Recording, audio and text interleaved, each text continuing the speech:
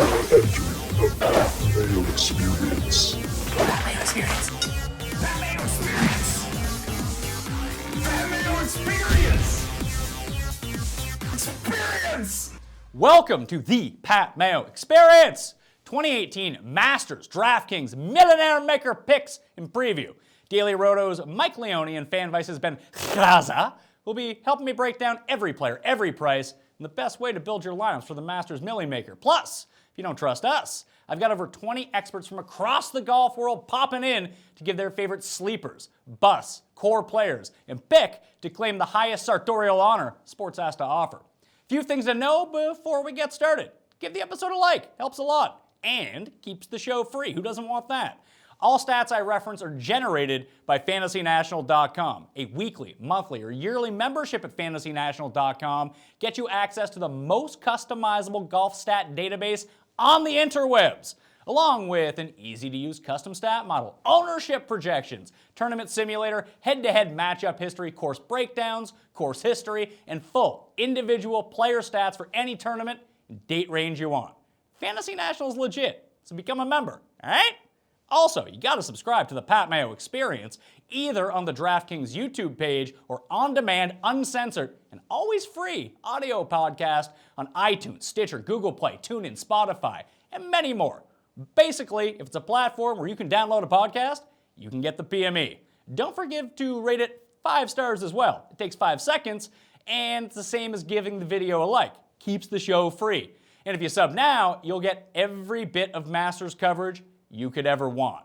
Because for the foreseeable future, it's all Masters all the time.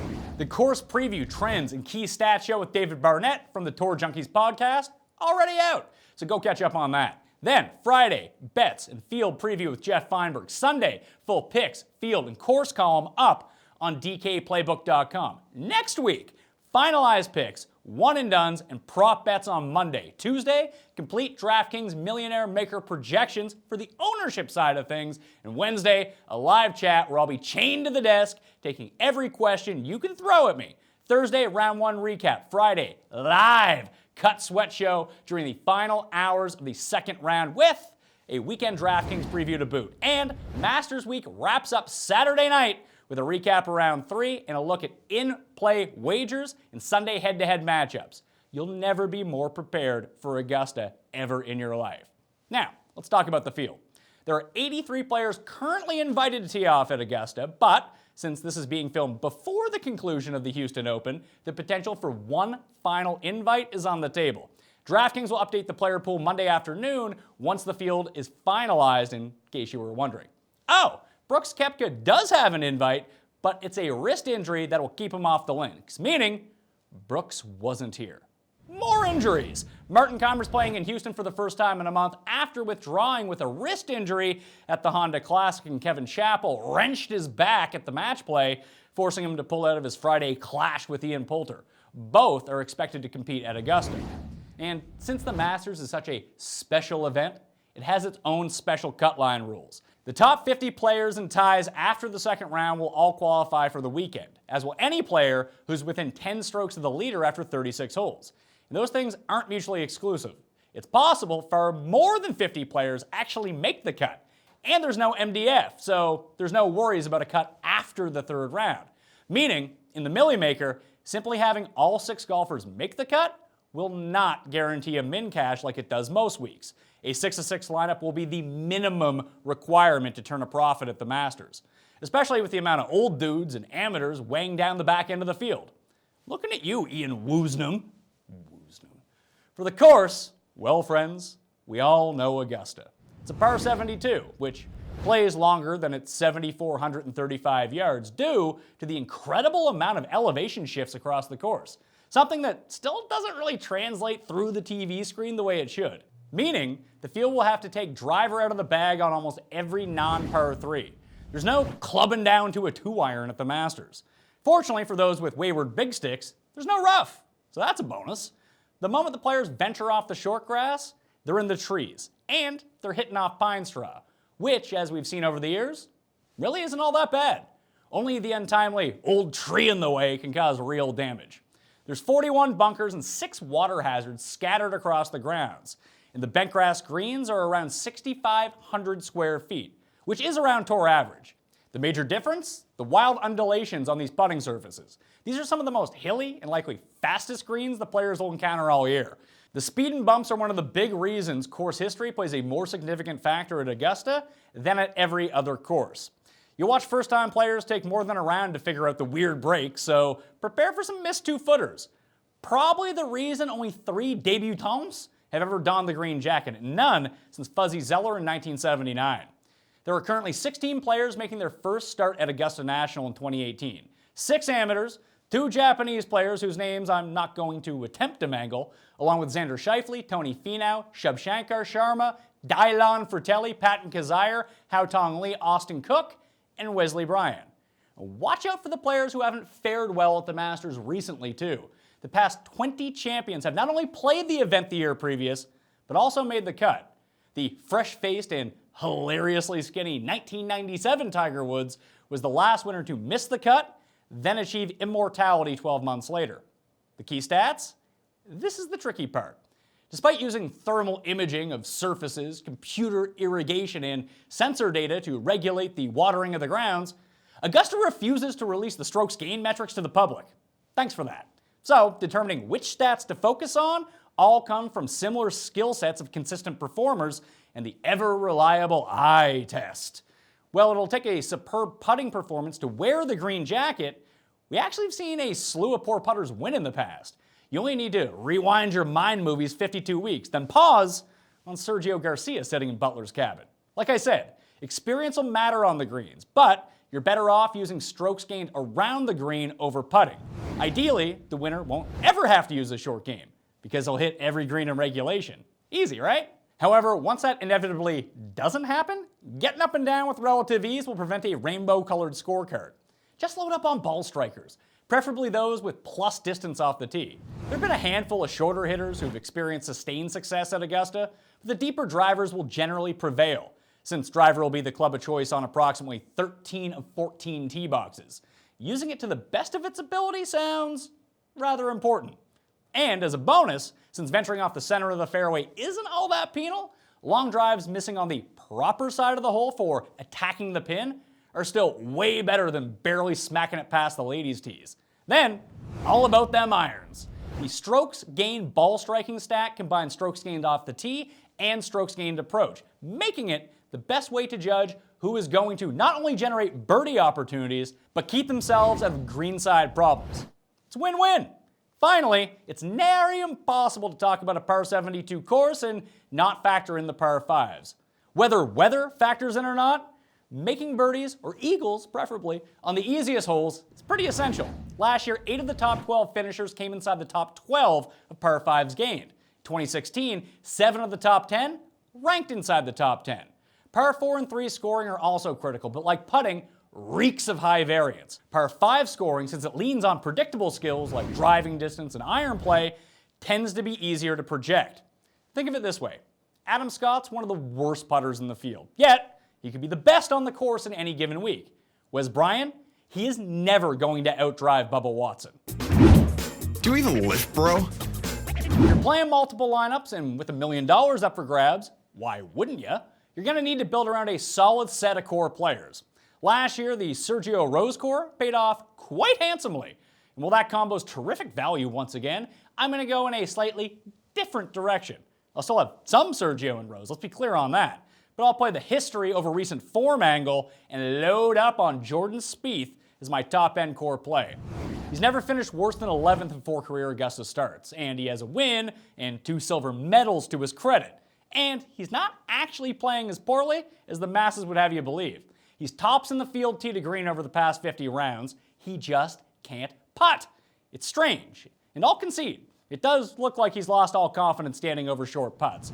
But Spieth knows these greens. If there's any place where he's going to get the mojo going again, it's at Augusta. Plus, you get the added benefit of no one wanting to roster him. With Tiger, Thomas, Rory, and Phil all in his price range, it shouldn't take much to be overweight on Jordan. And when they go high, I'm certainly not afraid to go real low. I like to spread around the risk of cheaper players, but I'll be owning many a share of Adam Hadwin. Is it because we're both Canadian? I mean, it doesn't hurt. but most of it has to do with his elite iron play the past 6 weeks. Hadwin's averaging 5.3 strokes gained on his approaches over his last 3 starts. Good for finishes of T6, T9, and T12. And the best part? He's putting like garbage, losing strokes in 4 of his past 5 turns. Strange behavior from someone who hasn't finished outside the top 20 in strokes gained putting in each of the past 2 years. 12th in 2016, 18th in 2017. Normally with Hadwin, it's, I really hope his tee to green game shows up for once. Now, it's the opposite. His lack of distance, yes, it's worrisome. But he notched a T36 in his debut at Augusta last year, and with some experience on these greens, plus an excellent track record at an equally as lengthy corollary course in Riviera, pencil on Hadwin for the low price of $7,200. But there's been an awful lot of me so far. Let's hear from some of the best minds from around the golf world, starting with 2015 Fantasy Golf Writer of the Year, Jeff Bergerson of FantasyGolfInsider.com. My first core player is Paul Casey. Plays well at Augusta year in and year out. Top 6 finishes in each of his last 3 years there. He comes in this year playing extremely good golf, having recorded 4 top 12 finishes, including notching a win at Valspar. Casey ranks 6th in strokes gained tee to green and 8th in strokes gained approach in his last 16 rounds played, and even his putting has been tolerable, ranking 26th. His price is right at $8,800 and really allows you to build a solid roster around him. Another core member for me in about the same price range is Justin Rose at $9,200. Rose loves Augusta, almost put on the green jacket last year, losing just in the playoff to Sergio. He's playing every bit as well as any of the top price guys, and you get a big discount with Rose for the Masters. In cash games, I think you lock in both Rose and Casey and kind of work from there. GPPs, I think both will be popular, so if you want to be overweight, you're probably going to have to push your ownership into the 40% exposure range. FantasyGolfMetrics.com and DK Live's Jeff Ulrich. For my first core play, I'm going with Phil Mickelson at $9,500. Look, don't give me that face I assume you're giving me right now, but there's so many storylines. I feel like Phil could easily get overlooked. 5 top 5s at Augusta in his last 10 starts. 3rd in birdie or better percentage on tour is great for DK scoring. Love where he is in the salary too, just below Tiger. For my second core play, I'm going with Adam Hadwin. I'm going a little bit off the board here, but he's really been popping in the data for us at Fantasy Golf Metrics. T6 at Riviera, which is a nice comparison too. I think he's going to be overlooked this way, and he's playing some really good golf. So give me some Adam Hadwin and big field tournaments. Josh Culp of RotoWorld and FutureOfFantasy.com. With a higher probability of playing all 4 rounds in this small field, I want to lean heavily on the scoring stats. The easiest way to rack up those fantasy points is on the par 5s. Looking at the last 5 years at Augusta National, the leader in total birdies or better on the par 5s is Justin Rose. He will be my first core play. He's racked up roughly 9 par 5 birdies or better per year during that stretch. If we zoom out to the last 15 years, the leader in that stat is Phil Mickelson, and it's not particularly close. Given his recent form and stellar track history, Lefty will be my second core play of the week. Pat Perry from the Tour Junkies podcast. Well, Pat, my 2 core plays this week in Augusta are going to be Paul Casey and Louis Oosthuizen. First, looking at Casey at $8,800 on DraftKings, coming in great recent form with that victory at the Valspar Championship. Also, his course history here has just been incredible over the last 3 years, with 3 straight finishes inside the top 6, and he's checking almost every single box that we're going to look at in Augusta. So I think Paul Casey has definitely got to be a core play. And then looking over at Louis Oosthuizen at $7,900 on DraftKings, he's a guy that actually threw in a bet earlier this year at 50-1. So I think he can win this tournament. He's got 4 straight cuts here, so he's got that course history. He's gained 12 strokes on the field in those last 4 events in Augusta. And you know what? He's been really good off the tee over the last few tournaments that he's played, and I think that's going to be key this week in Augusta. So Louis Oosthuizen and Paul Casey are my 2 core plays. Ryan Baroff of Golflandia and FantasyGolfInsider.com. My first core player this week is Paul Casey, who should fly under the radar since he's sandwiched between names like Bubba Watson, Sergio Garcia, Justin Rose, and Ricky Fowler. He broke through with a win at the Valspar Championship a couple of weeks ago, but took a step back by failing to advance out of his pod at the match play event. His course history here is incredible, including 3 consecutive top 6 finishes the past 3 seasons. And this year, Casey ranks 8th in strokes gained approach and 11th in strokes gained around the green. He's at the point of his career where it's major or bust. My next core player is Hideki Matsuyama, who's tremendously underpriced at $8,400. He's coming off a wrist injury, and that's worrisome, but I've seen enough positive signs the past couple of weeks to make a leap of faith. He's finished 5th, 7th, and 11th the past 3 years at Augusta, which means there's something about the course that fits his eye. He's known as a bad putter, but he's actually gaining strokes on the greens this season. He also ranks 20th in strokes gained approach, 3rd in strokes gained around the green, which are 2 key stats for Augusta. If he straightens out his driver, he'll be a factor this weekend. FantasyNational.com's very own The Moose. I'm going to go with a couple veterans that I believe to be underpriced in my core. First is Henrik Stenson at $7,800. He's got 2 top 5s in his last 4 starts, and he's one of the world's best ball strikers. He doesn't have the best history at Augusta, but I expect that to change. The other is Matt Kuchar, and he does know how to get around Augusta. In his last 6 years, he's posted 3 top 5s and a top 10 at the Masters. So, there you go. Henrik Stenson and Matt Kuchar, a couple of steady veterans with upside that aren't going to break the bank. Do you even lift, bro? All right, let's get into it. Full field breakdown. Joining me to analyze all the players and figure out who are the best prices in this field and who you need to take in the DraftKings Millionaire Maker, Mike Leone from DailyRoto.com and Ben Rasa from FanVice. Guys, thanks for dressing up for this. Yeah, you know it. We wore red instead of green. What a choice, huh? Yeah. Your Sunday Reds, they're all so nice. Yeah, a lot of options here. Limited wardrobe for me, so I have an excuse. Are you trying to lineups and chill? Are you trying to lineups and chill? Jesus Christ! All right, let's get into this. Let's go to the very top of the pricing board because Dustin Johnson is the most expensive player coming in at $11,400. He's followed no one else in the $11,000 area, by the way. It's Justin Thomas at $10,800, Spieth at $10,400, Tiger at $10,000. That is your upper crust, my friends, of the plus $10,000 area. Very soft pricing as it pertains to the DraftKings Millionaire Maker. You can make whatever sort of team that you'd like. So for me at the top, I think it's going to be pretty easy. I'm going with Jordan Spieth because I will not be talked out of Jordan Spieth. But the problem is, I think that so many people see Spieth's tee to green game right now and see that it's either number 1 or number 2, depending on the date range that you look at. It's first over the past 50 rounds in this field, second over the past 24 rounds in this field, and they're like, oh, the putting will eventually click. Now, that might keep the public off of him, but I think the sharp people are going to end up being on Jordan Spieth. Leone, what do you think? I think they will be as well. And when you look at the course history of him here, I'd be surprised if he came in low owned. I don't think you're going to sneak Spieth by anyone. I know it might be a little chalky. I don't know, but I like Dustin Johnson up top, and I'm hoping that people get, even though the pricing's so loose, that given it's so loose on some other guys that they might feel like they don't have to go all the way up to Dustin Johnson. And maybe there's just this mental perception with that 11K barrier. As you said, he's the only one above 11K that people don't play him as much as they should. So we've got in our model on Daily Roto powered by Data Golf as DJ the highest percent odds to win this tournament. We've got him, it's hard for anybody to separate themselves by a wide margin over the field because it's an absolutely loaded field, but there is some separation there.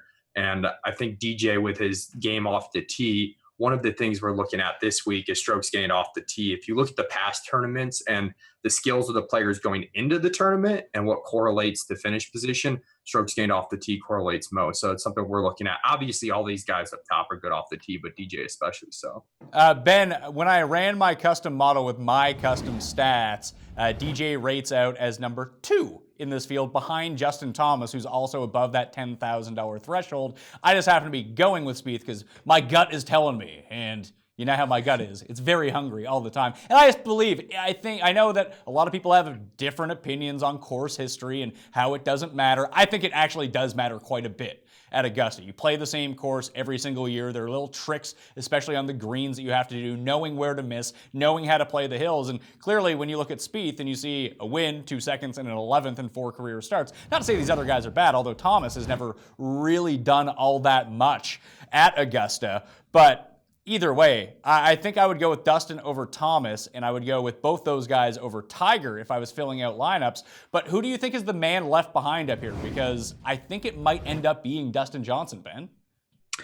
Yeah, I think it's honestly one of the bombers, the top 2. It's either DJ or Justin Thomas. Tiger's obviously going to have ownership. We know that, and I'm with you guys. Spieth, you look at the history, I think it matters a ton at Augusta. That speaks for itself with him, and people, including me, I keep saying, the putting's going to turn around.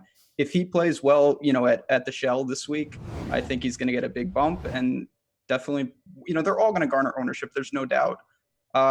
For me, honestly, I know we'll get into it. I'm more taking the savings and going sub 10K, honestly, to start most of my lineups. So you think you would fade most of the top end here? Yeah, I mean, Spieth's the guy that I'll probably have the most exposure to out of these big four, but I'm going all on the Rory train again, the death train that is Rory. We'll get into Rory in just a second. So if you had to power rank these guys, Mike, from 1 to 4 in terms of who you would want to use the most in your lineups, I would go Spieth, DJ, Thomas, and Tiger. How about you? I would go DJ, Spieth, Thomas, Tiger. I'm interested to see how chalky Tiger is. I think we know he's going to be chalk, but like we did a show at, I forgot which tournament what it was, but we were talking about fading him, how we thought he was going to be 40% owned. Came in really high at 35%, but thought it might even get higher than 40. So I'm wondering where it's going to be at here in a loaded field with loose pricing. Do I want to go full fade or do I just want to go underweight? I think that's a really interesting conversation. It's really tough. Well, Ben, what do you think? How would you power rank them, and what would be your initial guess for Tiger's ownership in the Millionaire Maker?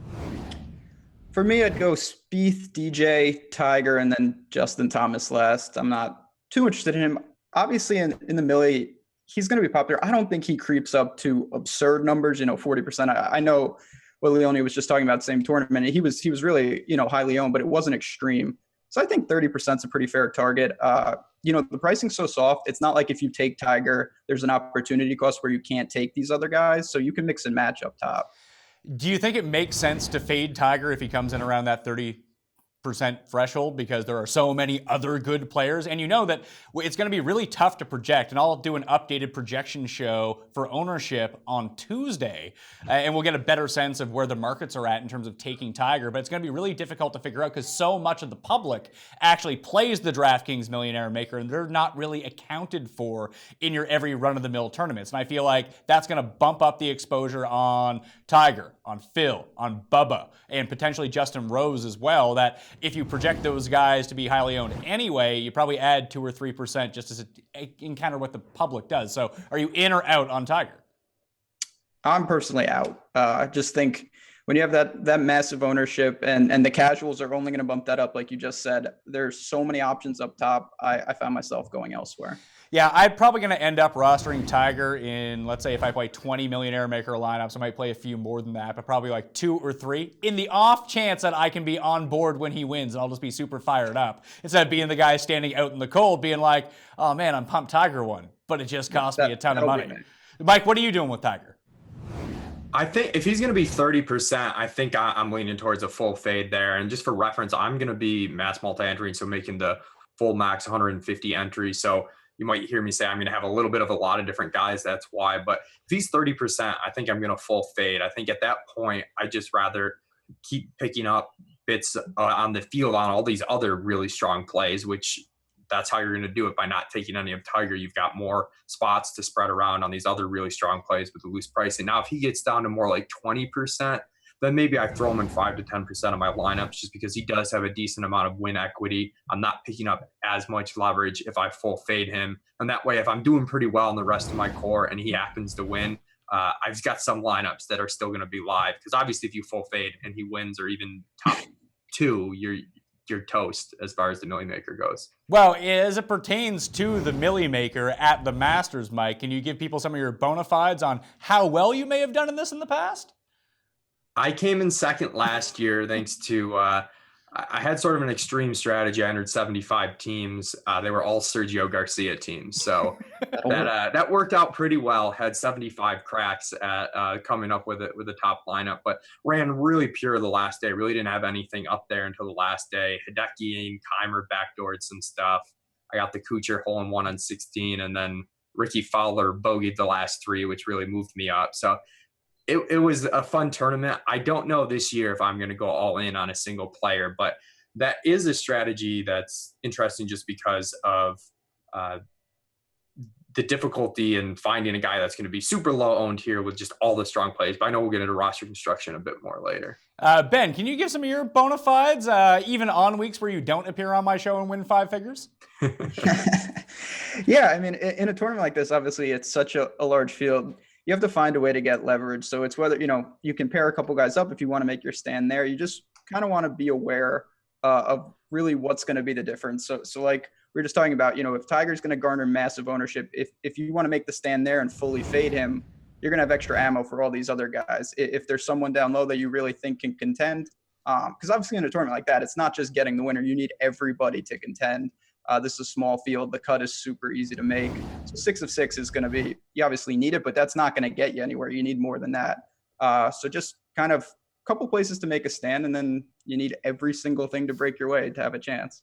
All right, let's get into this $9,000 level now. Mike, you had already previously mentioned Rory McIlroy. He comes in at $9,900. And spoiler alert to a little bit further down the road in this show, you got to make a stand somewhere, like Ben just said. And if it's going to be full fade on Rory for me, that might actually appear later on, like an hour from now as you're listening to this. So it goes Rory, then Day, then Phil, then Rahm, Rose, and Fowler. That's your $9,000 level. And I think that you can pick and choose from this level just a little bit if you want, from full fades to guys that you can be overweight on pretty easily. And the way that I see it right now, I know that Phil is going to be popular. Rose is probably going to be the highest owned player on the slate, but I'm pretty comfortable going full fade on Rory, full fade on Ricky, full fade on Phil. Concentrate my ownership onto Justin Rose, Jason Day, and Jon Rahm, who I can see being severely underowned. It makes me nervous, but he got his debutant out of the way last year, and he had that one terrible round when he played with Fred Couples. Other than that, the other 3 rounds, pretty nice, and I think you might get him at single-digit ownership. So the way I'm looking at this tier, I probably won't be as aggressive as you in terms of like fading half of these guys and playing the other half. I'm more looking like even at the 8,500 and above range at maybe 2 guys that I might fade, with Tiger being one of them. Maybe a couple guys I want to go way overweight, and then I'm going to be really spread because I want the win equity on all of these guys up here. But I think from this group, the guy I like most is Jon Rahm. We were talking a little bit before the show how we think he's going to go too low owned. Rahm's got the off the tee game when things are going right to rack up birdies. As Ben said, you don't just need 6 out of 6. You need place points, and you're going to need scoring points too. I think that was the interesting thing last year is so many good golfers in a loaded field finish in the top 15 that those scoring points really mattered a lot, even if you didn't have, 1 through 6. Like I said, I had a couple guys backdoor in Keimer and Hideki backdoor top 15s and was still able to finish just second in the Million Maker just because of the DK scoring points.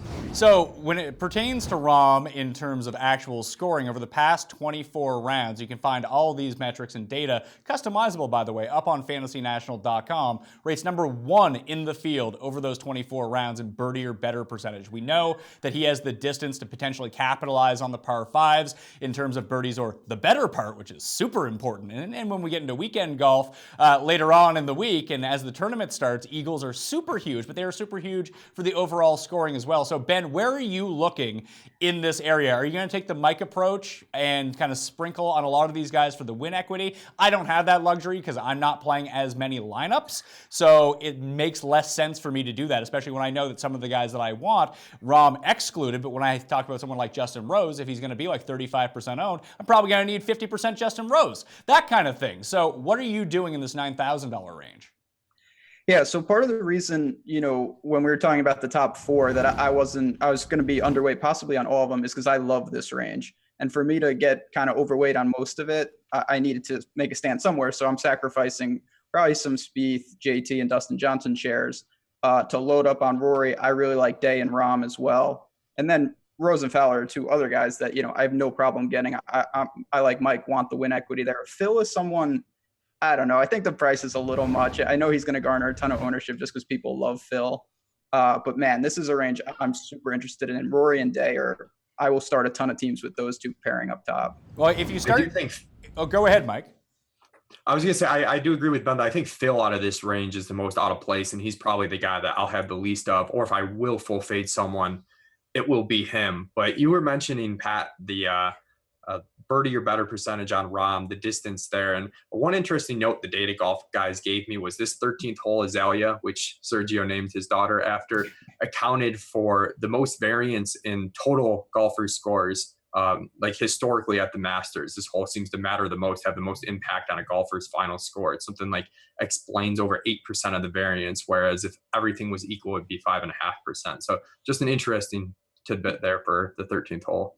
Yeah, and it's a hole that, I mean, obviously we saw Sergio rebound after putting it in the pine straw and end up making par, but you can make some big numbers on that hole. You can, one player in the group can make a 3, because that's very possible, making the eagle, and then someone else can quadruple bogey it, because you got Rays Creek running right in front of it, and some people try to hit it out of there, then don't get it out, and that green is super tough. You need to be on the right levels, but I think, again, that circles back to course history a little bit. I will not be full fade on Phil.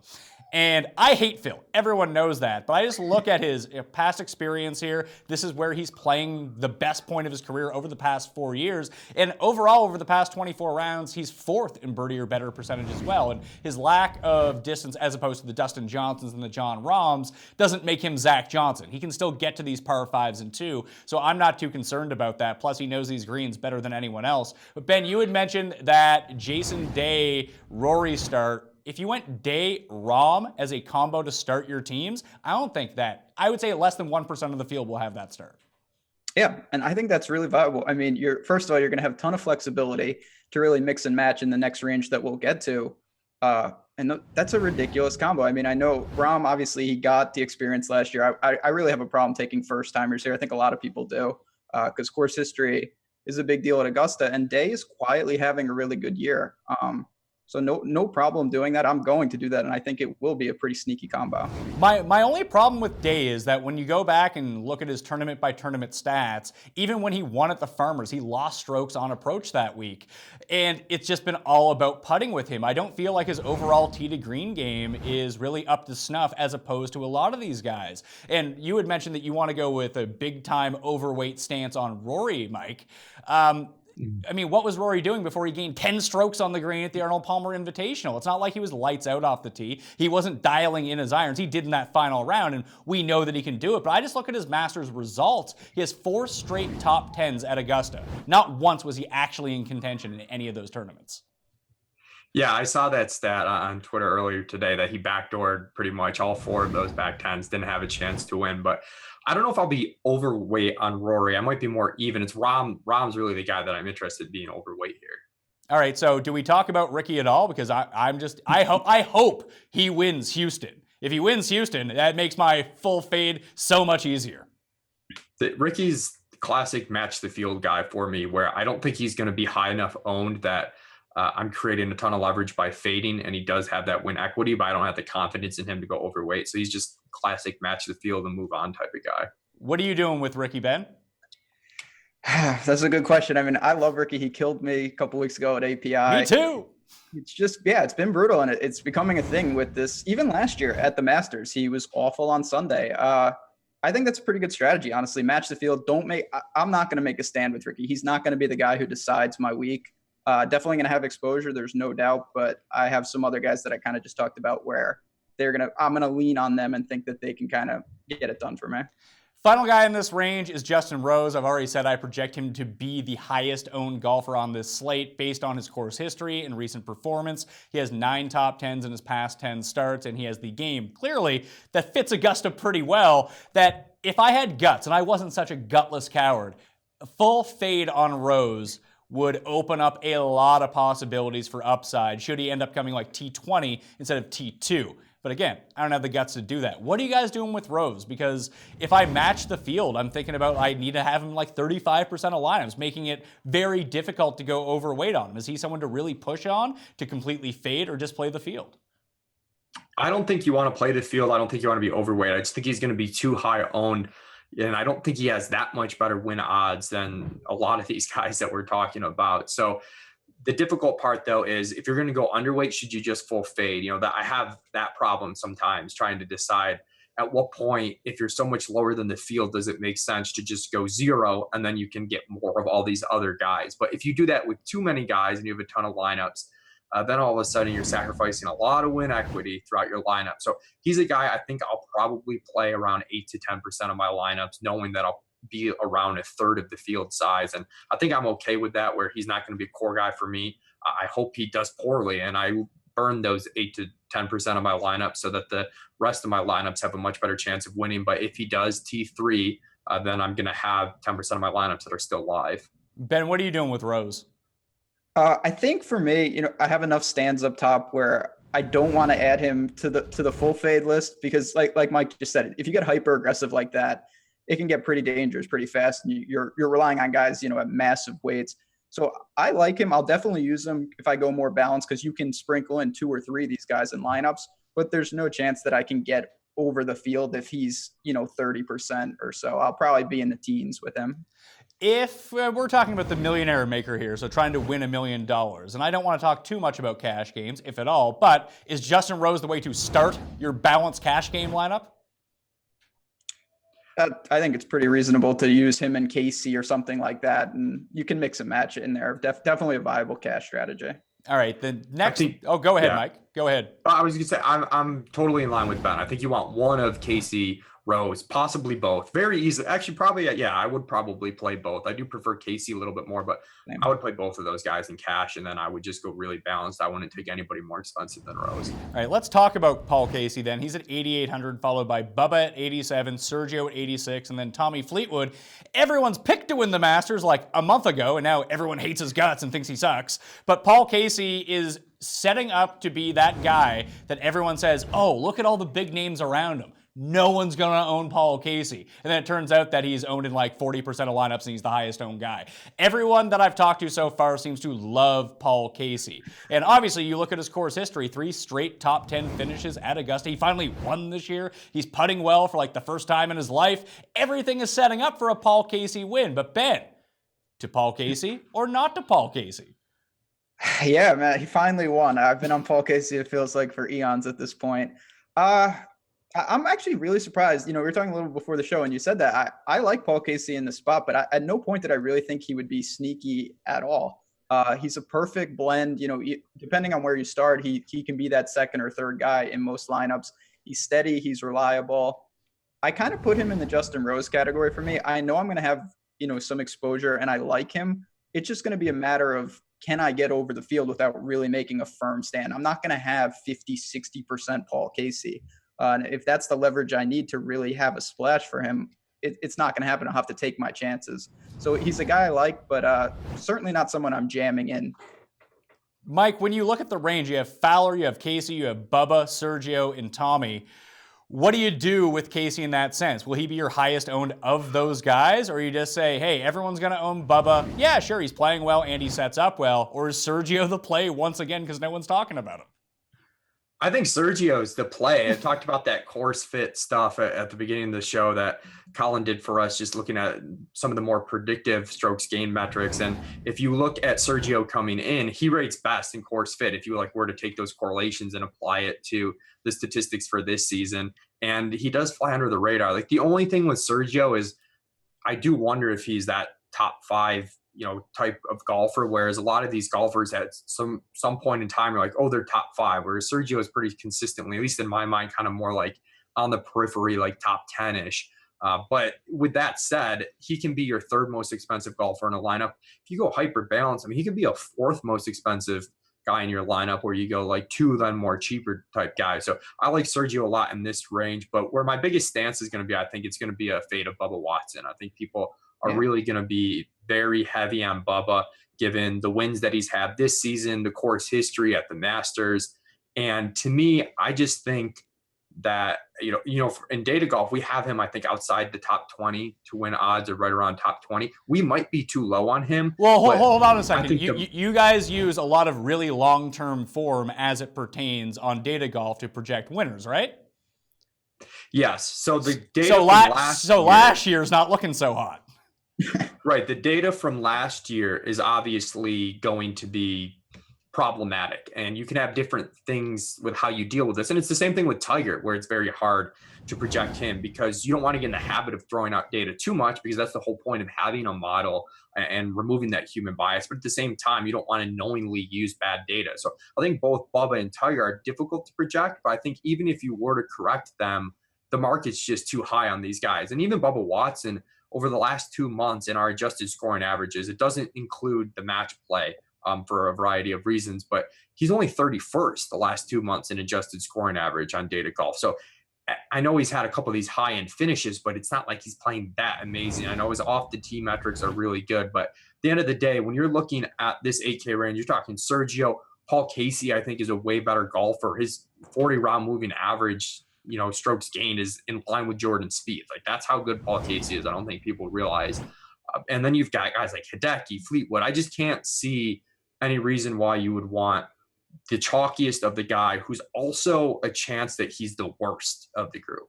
So for me, as it pertains to Bubba, I bet him before he won Riviera at 50-1. I think that's enough Bubba exposure for me. If he wins, I can be happy. He's basically unbettable at his current odds down to 16-1. And I kind of agree with you. I think he has some of the most variant of finishing position in this field. He can clearly win. We know that. He's won this tournament twice before, but coming in on a hot streak and the popularity and ownership percentage, I just can see myself owning so much more Sergio Garcia in this spot. But Ben, to close off on this range, I think it's Fleetwood that is just flying under the radar. And if we like Sergio based on what he's doing, and over his past 24 rounds, Sergio is first in strokes gained, ball striking. He's fourth in greens and regulation gained, first in approach, third in tee to green. He has been excellent. But we know when Tommy Fleetwood is playing his best, his game is basically Sergio's game.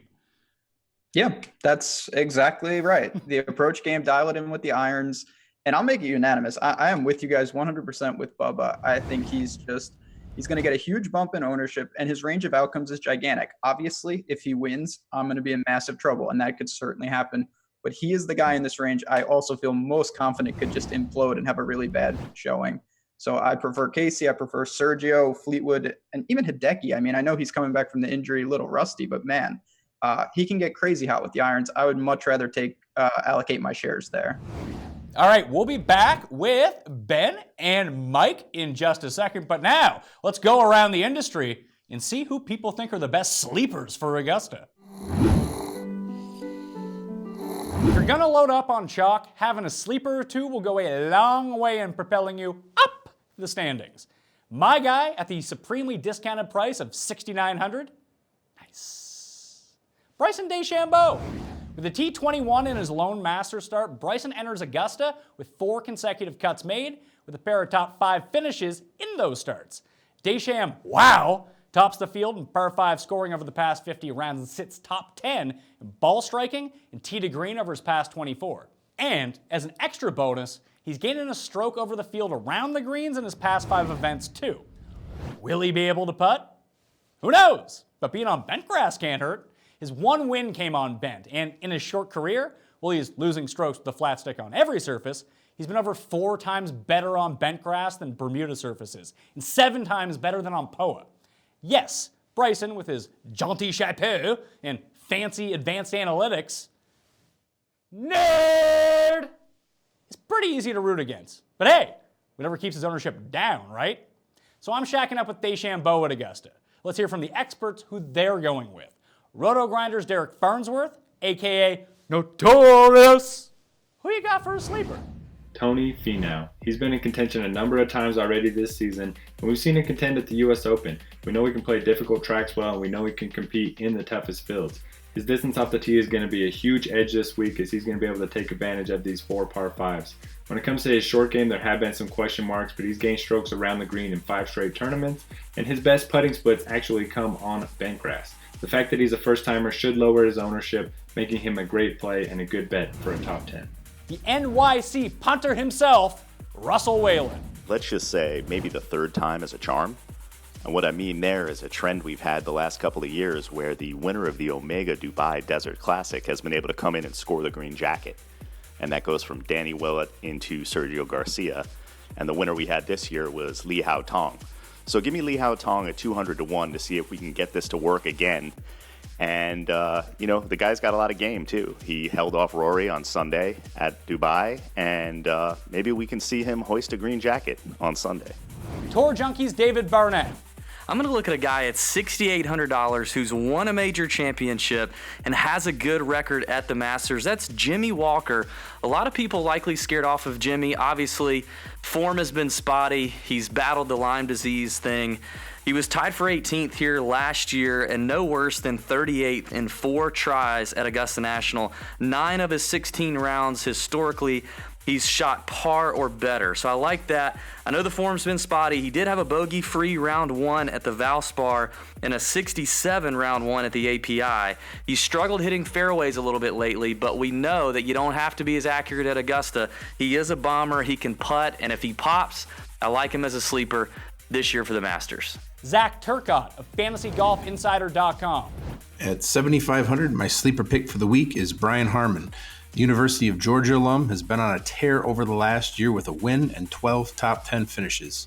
He ranks 12th on the tour in total strokes gained this season, fueled by a solid tee to green game that has him hitting over 70% of greens in regulation, where he ranks second overall. He's excellent around the green, where he's been very consistent with his scrambling over the last few years, and he's extremely reliable on the greens, where he's been ranked among the top 10 in strokes gained putting in each of the last 2 seasons. Host of the bogey-free DFS podcast, Matt Jones. I'm not exactly sure that he qualifies as a sleeper, but I'm going to go with Charlie Hoffman. He's played Augusta 4 times and has never finished outside of the DK bonus. And at $7,100, I'll take a guy with that course history who also seemed to find his game a little bit at Bay Hill, and a guy who we've seen compete in majors before. So we know that the moment isn't going to be too big for him. So I'm going to go ahead and go with Hoffman as my pick. Harris Petra, better known as Purry, from FantasyGolfInsider.com and Fantasy Guru Elite. My sleeper this week is Jason Duffner at 6,800. He has a strong tee to green game, has multiple top 25 finishes in previous Masters events, and is trending in the right direction. And the organizer of the giant one and done, Josh Burkett from Gup's Corner. My sleeper is Mr. Adam Hadwin. Hadwin made the cut in his first career appearance at Augusta National last year, bringing home a T36 finish. His recent form has been great, bringing home top 12 finishes in each of his last 3 stroke play events, including a T6 at the Genesis Open. Hadwin's gained the reputation of being one of the tour's best putters, so his current rank of 129th in strokes gained putting comes as a bit of a surprise. If Hadwin can get the flat stick working like we've grown accustomed to, then he may be able to give Canadian golf fans something to brag about other than Mike Weir's 2003 green jacket. Let's get back into the full field analysis with Mike Leone from DailyRoto.com and Ben Rasa from FanVice, starting at the $8,400 range with Hideki Matsuyama. We touched very briefly on him right before we ended up going and finishing off the last section, but the things to know about Hideki: he hurt his wrist and withdrew from the Waste Management Open, returned at the match play, did not advance past the first round, and now this is going to be a start at the Masters. A great course history at the Masters, a very fair price, and we've been talking about a lot of players who are great ball strikers, great off the tee, and can't really putt. Hideki fits that mold. Ben, what are you doing with Hideki Matsuyama? Is this the time to push on him? Yeah, I mean, I think the good thing is because of the risk, if you want to push on him, you don't have to allocate a ton. The ownership's not going to be what it was if he was just healthy and playing better. There is a bit of an unknown, which increases the risk, but it also increases the reward. So he's the kind of guy I don't mind taking exposure to, especially in the middle, large field tournament like that. His upside is through the roof. If he's fine and he gets going, there's no doubt. Good results here. He's at a T5, T7. Even last year is fine. So, yeah, definitely a guy I like. And I think the good thing is you don't have to allocate a ton of ownership to get decent exposure. How much is too much, Mike?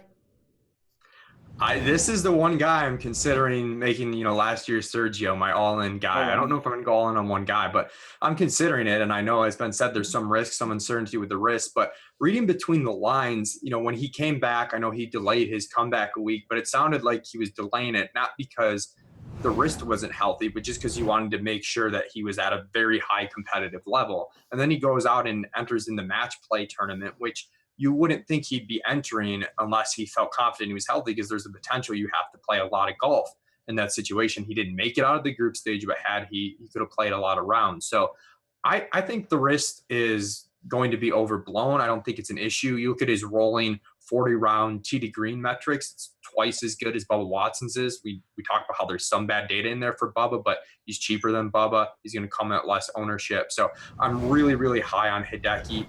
If I don't make him my all-in guy, he is going to be one of the guys that I make sure I'm overweight on.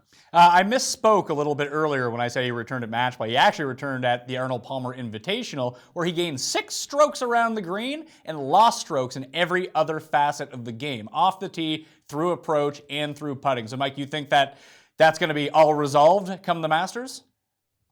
I do. I think that, or at least at the ownership, I think it's worth the chance. And like I said, I think obviously he had one really bad tournament, his first tournament back with the wrist play, didn't get out of group play. I just think there's going to be a lot of negative noise around the way those events happen, that maybe there's some truth to that, but maybe it's just all kind of coincidence or just a little bit of rust coming back. And there's a lot of hype around so many of these other guys. You know, people always like the Euro guys like Fleetwood and Noren. Bub is coming in hyped. I just feel like he's going to get lost in the shuffle, and we know he's got top 10 talent, and he can be the third, fourth guy in your lineup. And talking about lineups, I mean, you can make some lineups where you don't even take a 9K plus guy. You just stick in this 8K range, pretty much 1 through 6. So, Ben, after Hideki at 84, it's Peters at 83, Leishman at 82, Noren at 81, then Adam Scott at $8,000. You can even throw Louis Oosthuizen at $7,900 onto that list too. I like Adam Scott the best of all of those guys. I mean, you talk about Paul Casey, be like, oh, we can ride Paul Casey. Aren't they the exact goddamn player? Oh boy, Adam Scott. So it's funny, this range, I mean, I love that 9K range. I'm going to use these guys, but this is a mix and match. I think there's a ton of upside here and a ton of risk, basically in not all of them, but man, you look at Peters, another one. He's in that Hideki mold to me. Range of outcomes is gigantic. Has the talent to win, I think, but he could easily get cut, even in a simple cut like this. Adam Scott, yeah, if he can putt, and when I say putt, make 3-footers, 2-footers. No, but even go back to what Adam Scott was doing at the Masters last year. If people watched the Masters last year, you're like, how didn't Adam Scott win this by like 20 strokes? It seems like he and Paul Casey stuck it to 5 feet every time and missed every single putt. But eventually that could flip the other way, and I'm going with Scott here. Like, Scott's going to be one of my core players. Like, he's not going to be my highest owned guy, but he's going to be close to it, and I prefer him way more than anyone else in this range. You have Hideki. I'll take Adam Scott. Yeah, I think for me, I'm definitely going to have guys ahead of Adam Scott. Certainly a guy I'm going to use just because it's always, putting is such high variance that even him, he can get somewhat hot, which just means he's an average putter, and that could be good enough. Just the way his ball striking is still one of the best. Obviously, his long irons are incredible. So it's a range I'm mixing and matching. I'd be pretty surprised if anyone here, I'm too out of line with what the field does. Obviously, I'll try to allocate maybe a little under or a little over, but I don't see myself really getting extreme with any of these guys in this 8K range. Scott, for reference, is number 1 in greens and regulation gained over the past 24 rounds. He is also 9th tee to green, 7th in driving distance, 14th off the tee. Again, it's just the putting that isn't going to come around for him. And like I said, if Sergio can win here and Bubba can win here and Paul Casey can top 10 every year, there's no reason that Adam Scott can't do the same thing. But I don't need to keep driving home Adam Scott. Mike, what do you do with these guys in between? Because you rode Peters last year very heavily at low ownership, but he was coming in with way better form than he is right now.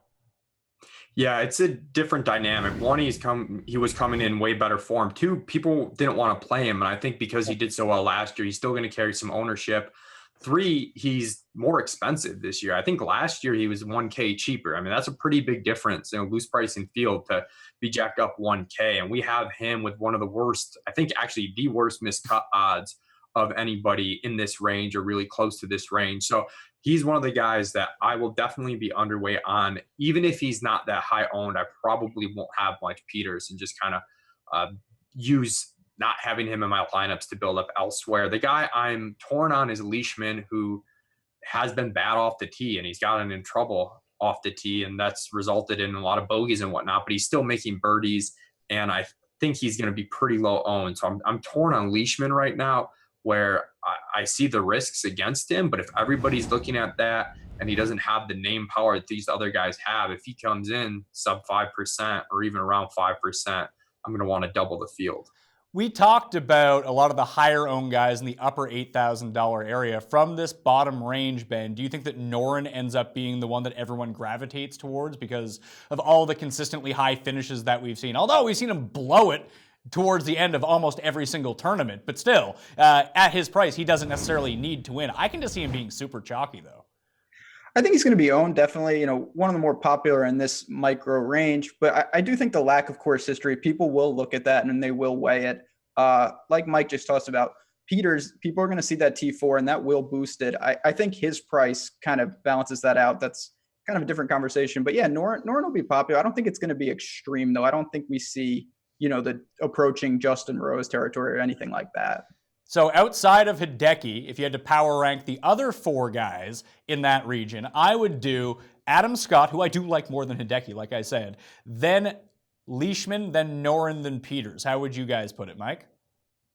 I would go Hideki, Noren, Scott, Leishman, Peters, with Leishman and Scott maybe flipped depending on ownership projections. Ben? I would go Hideki, Noren, Peters, Scott, and then Leishman. How dare you hate Adam Scott? It makes me so sad. That's a boost. He might be as owned as Noren. Ugh. I hope not. I don't think he will be. I think Scott and Noren will be close. People have been playing Scott for weeks because he was so underpriced, and I think that carries over. And he's delivered for them at his price tags. I think that's going to carry over. I mean, when you use a guy, and just name recognition down here for the public that only plays the Million Maker, they know who Adam Scott is. They're going to play. He has a win here. That definitely will inflate it in a tournament like that. Yeah, the public is going to know Adam Scott more than they know Alex Noren. This is true, although I think people forget that when Adam Scott won the Masters, it was in soggy conditions, which it might be again this year, and he had a long putter. So he was a bit better at putting back then than he is now with a little mini putter. Anyway, the $7,000 area, we talked about Louis. Then it drops down into Henrik Stenson, who I think is going to be one of the most polarizing players on this entire slate at $7,800. Then Tyrrell Hatton at $77,000. Patrick Reed, Patrick Cantlay, Brooks Koepka is a WD, if you didn't know. Matt Kuchar, Xander Schauffele, Brian Harman, Daniel Berger, Tony Finau, Charles Schwartzel, and Brendan Grace, a pair of South Africans down at the bottom at $7,400. For me, let's start with Henrik Stenson. I'm full fading him. Mike, how about you? I think I'm going to have a lot of him. And it depends too, like how much do you weigh recent data versus long-term data?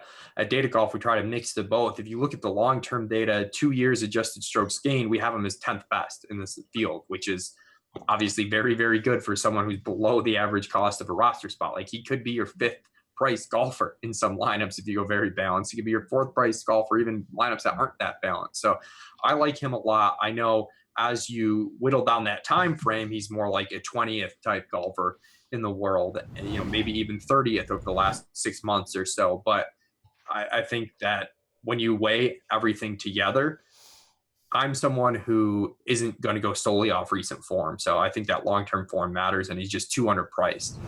Ben, I look back at his course history, 2017 miscut, 24th, 19th, 14th, 18th, 40th.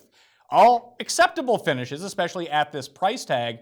But when you're constructing a Millionaire Maker lineup and you need someone who can win, doesn't that just make sense to avoid Henrik Stenson?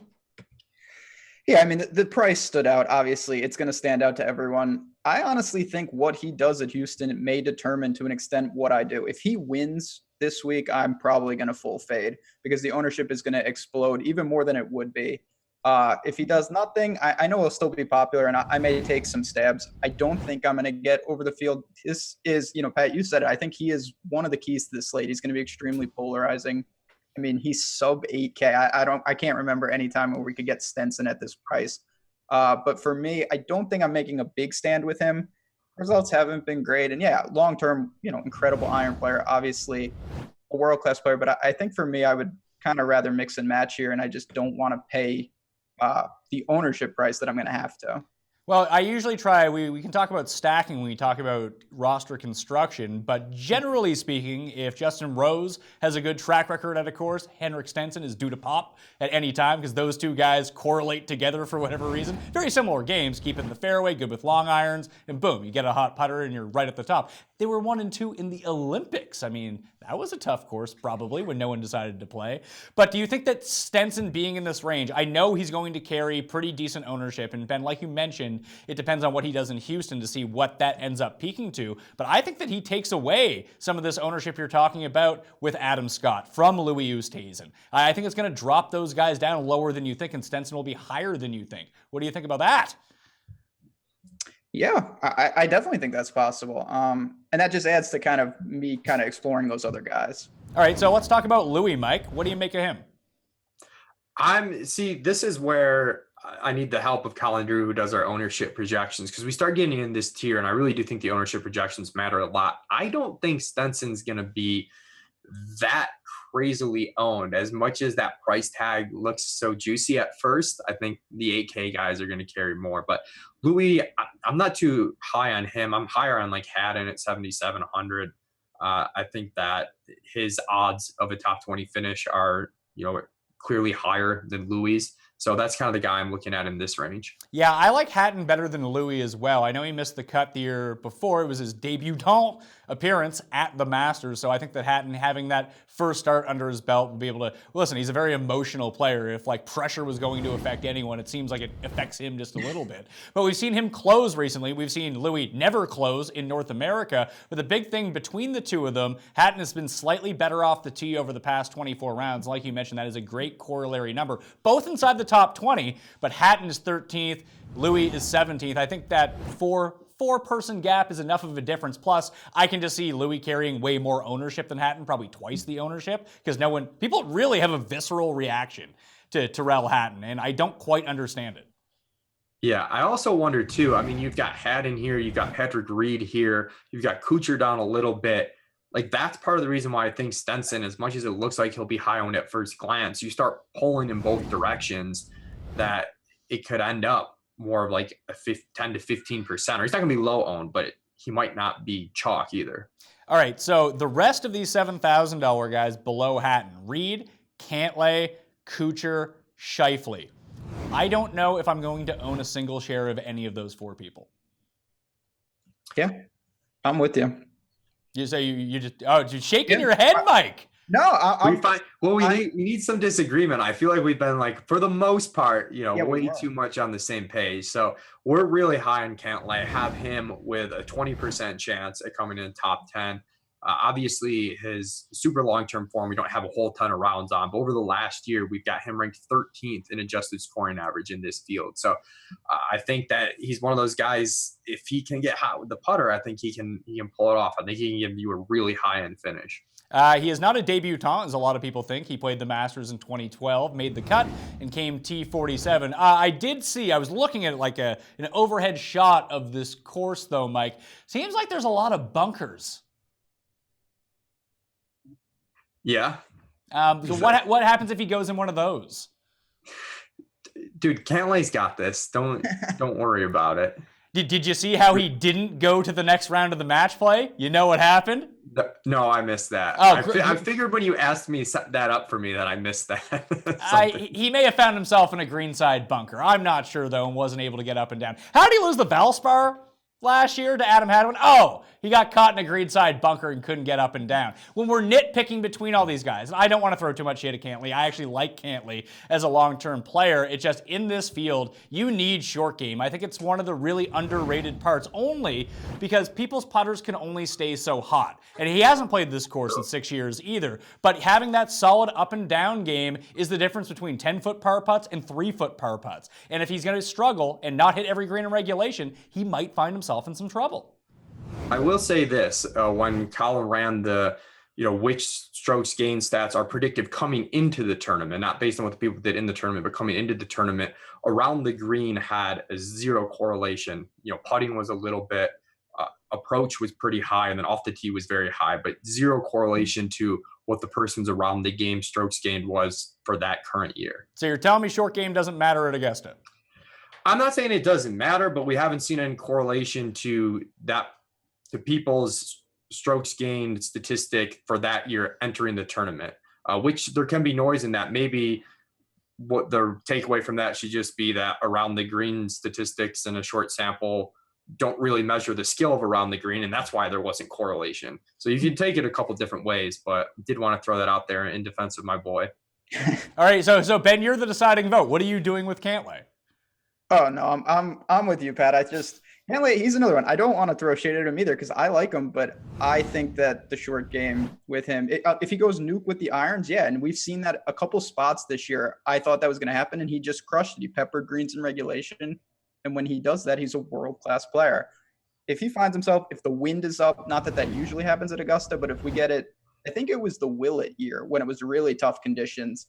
something like that. I think that could really be bad for someone like Cantlay, who's not the best around the green. So definitely we'll throw him in some iron stacks with some really pure ball strikers. But yeah, not a guy I'm super in love with. And one of the big keys, and maybe this is why it doesn't necessarily translate, Mike, if I'm looking at an explanation of why it doesn't seem like around the green numbers correlate all that much, is that almost like putting when it comes to Augusta, around the green work does depend on your knowledge of some of these hills from around the greens, getting yourself on the proper tiers, knowing where the breaks go. So just because generally speaking you're a good around the green player because you can play flop shots to 1 foot to the hole, knowing where to place the ball at Augusta may not reveal who the best guys around the green actually are. Yeah, that's definitely possible. And obviously he hasn't played this course very much, but in this price range, you had Thomas Pieters last year. I don't think he had played the course before either. So I just think it's a good shot to take a stance on someone because he's probably not the 13th best player in the world, which our adjusted strokes gained have him as having played that well over the last year. He's probably not that high, but there's enough uncertainty that, if that's really who he is, then this price tag's egregious. I mean, it's probably not who he is, but I think there's enough of a chance and he's not going to carry high enough ownership, especially because I do think he, correct me if I'm wrong, but it felt like he let people down in some spots this year, or he didn't fully capitalize as much as he was in position to a few times. He came through at Genesis. He just didn't end up winning because Bubba ended up just having a terrific final round. He still placed really well there. And listen, Riviera, I think, is a corollary course to this. But like you had mentioned, that was just kind of the week where he was just hitting every green in regulation. When he hits every green in regulation, you don't really need to rely on your short game all that often. So it's not that big of a deal. But when I look at it and I just look at the page and I see, there's Patrick Cantlay, he's 7,600. There's Xander Schauffele, who has double the amount of wins of Patrick Cantlay on the PGA Tour. They're very similar skill sets. And I know that he's going to come in with like 1/4 the ownership. Why wouldn't I just take X over Cantlay? I just don't think he's, nearly as good of a player. We have him like almost over all time frames, just not that strong of a golfer in terms of adjusted strokes gained. And that's the biggest thing we look at. I know it's kind of boring. We like to get a lot of these micro statistics, but just the long-term adjusted scoring averages where you're accounting for the difficulty of the course, you're accounting for the strength of the field. And we have Cantlay just blowing him out of the water. We don't have them as comparable players. All right, so Ben, what are you doing with this mid $7,000 range then? Yeah, it's not a range that I'm honestly in love with by any stretch. I think, we kind of talked about Hatton. Patrick Reed's another guy. I would rather use them than kind of the unknowns with whether it be Xander or Cantlay. And I mean, this guy, I know he's a sinking ship, but I will allocate a couple Charles shares. Probably a sinking ship, but man, the upside's there. And I don't mind at this price range, especially in a tournament like the Millie. You're really going for all upside here. Grinding through the cut is nice, but I don't really care if my guy gets cut or if he comes in, 48th. That's really not going to get it done in terms of truly competing in this.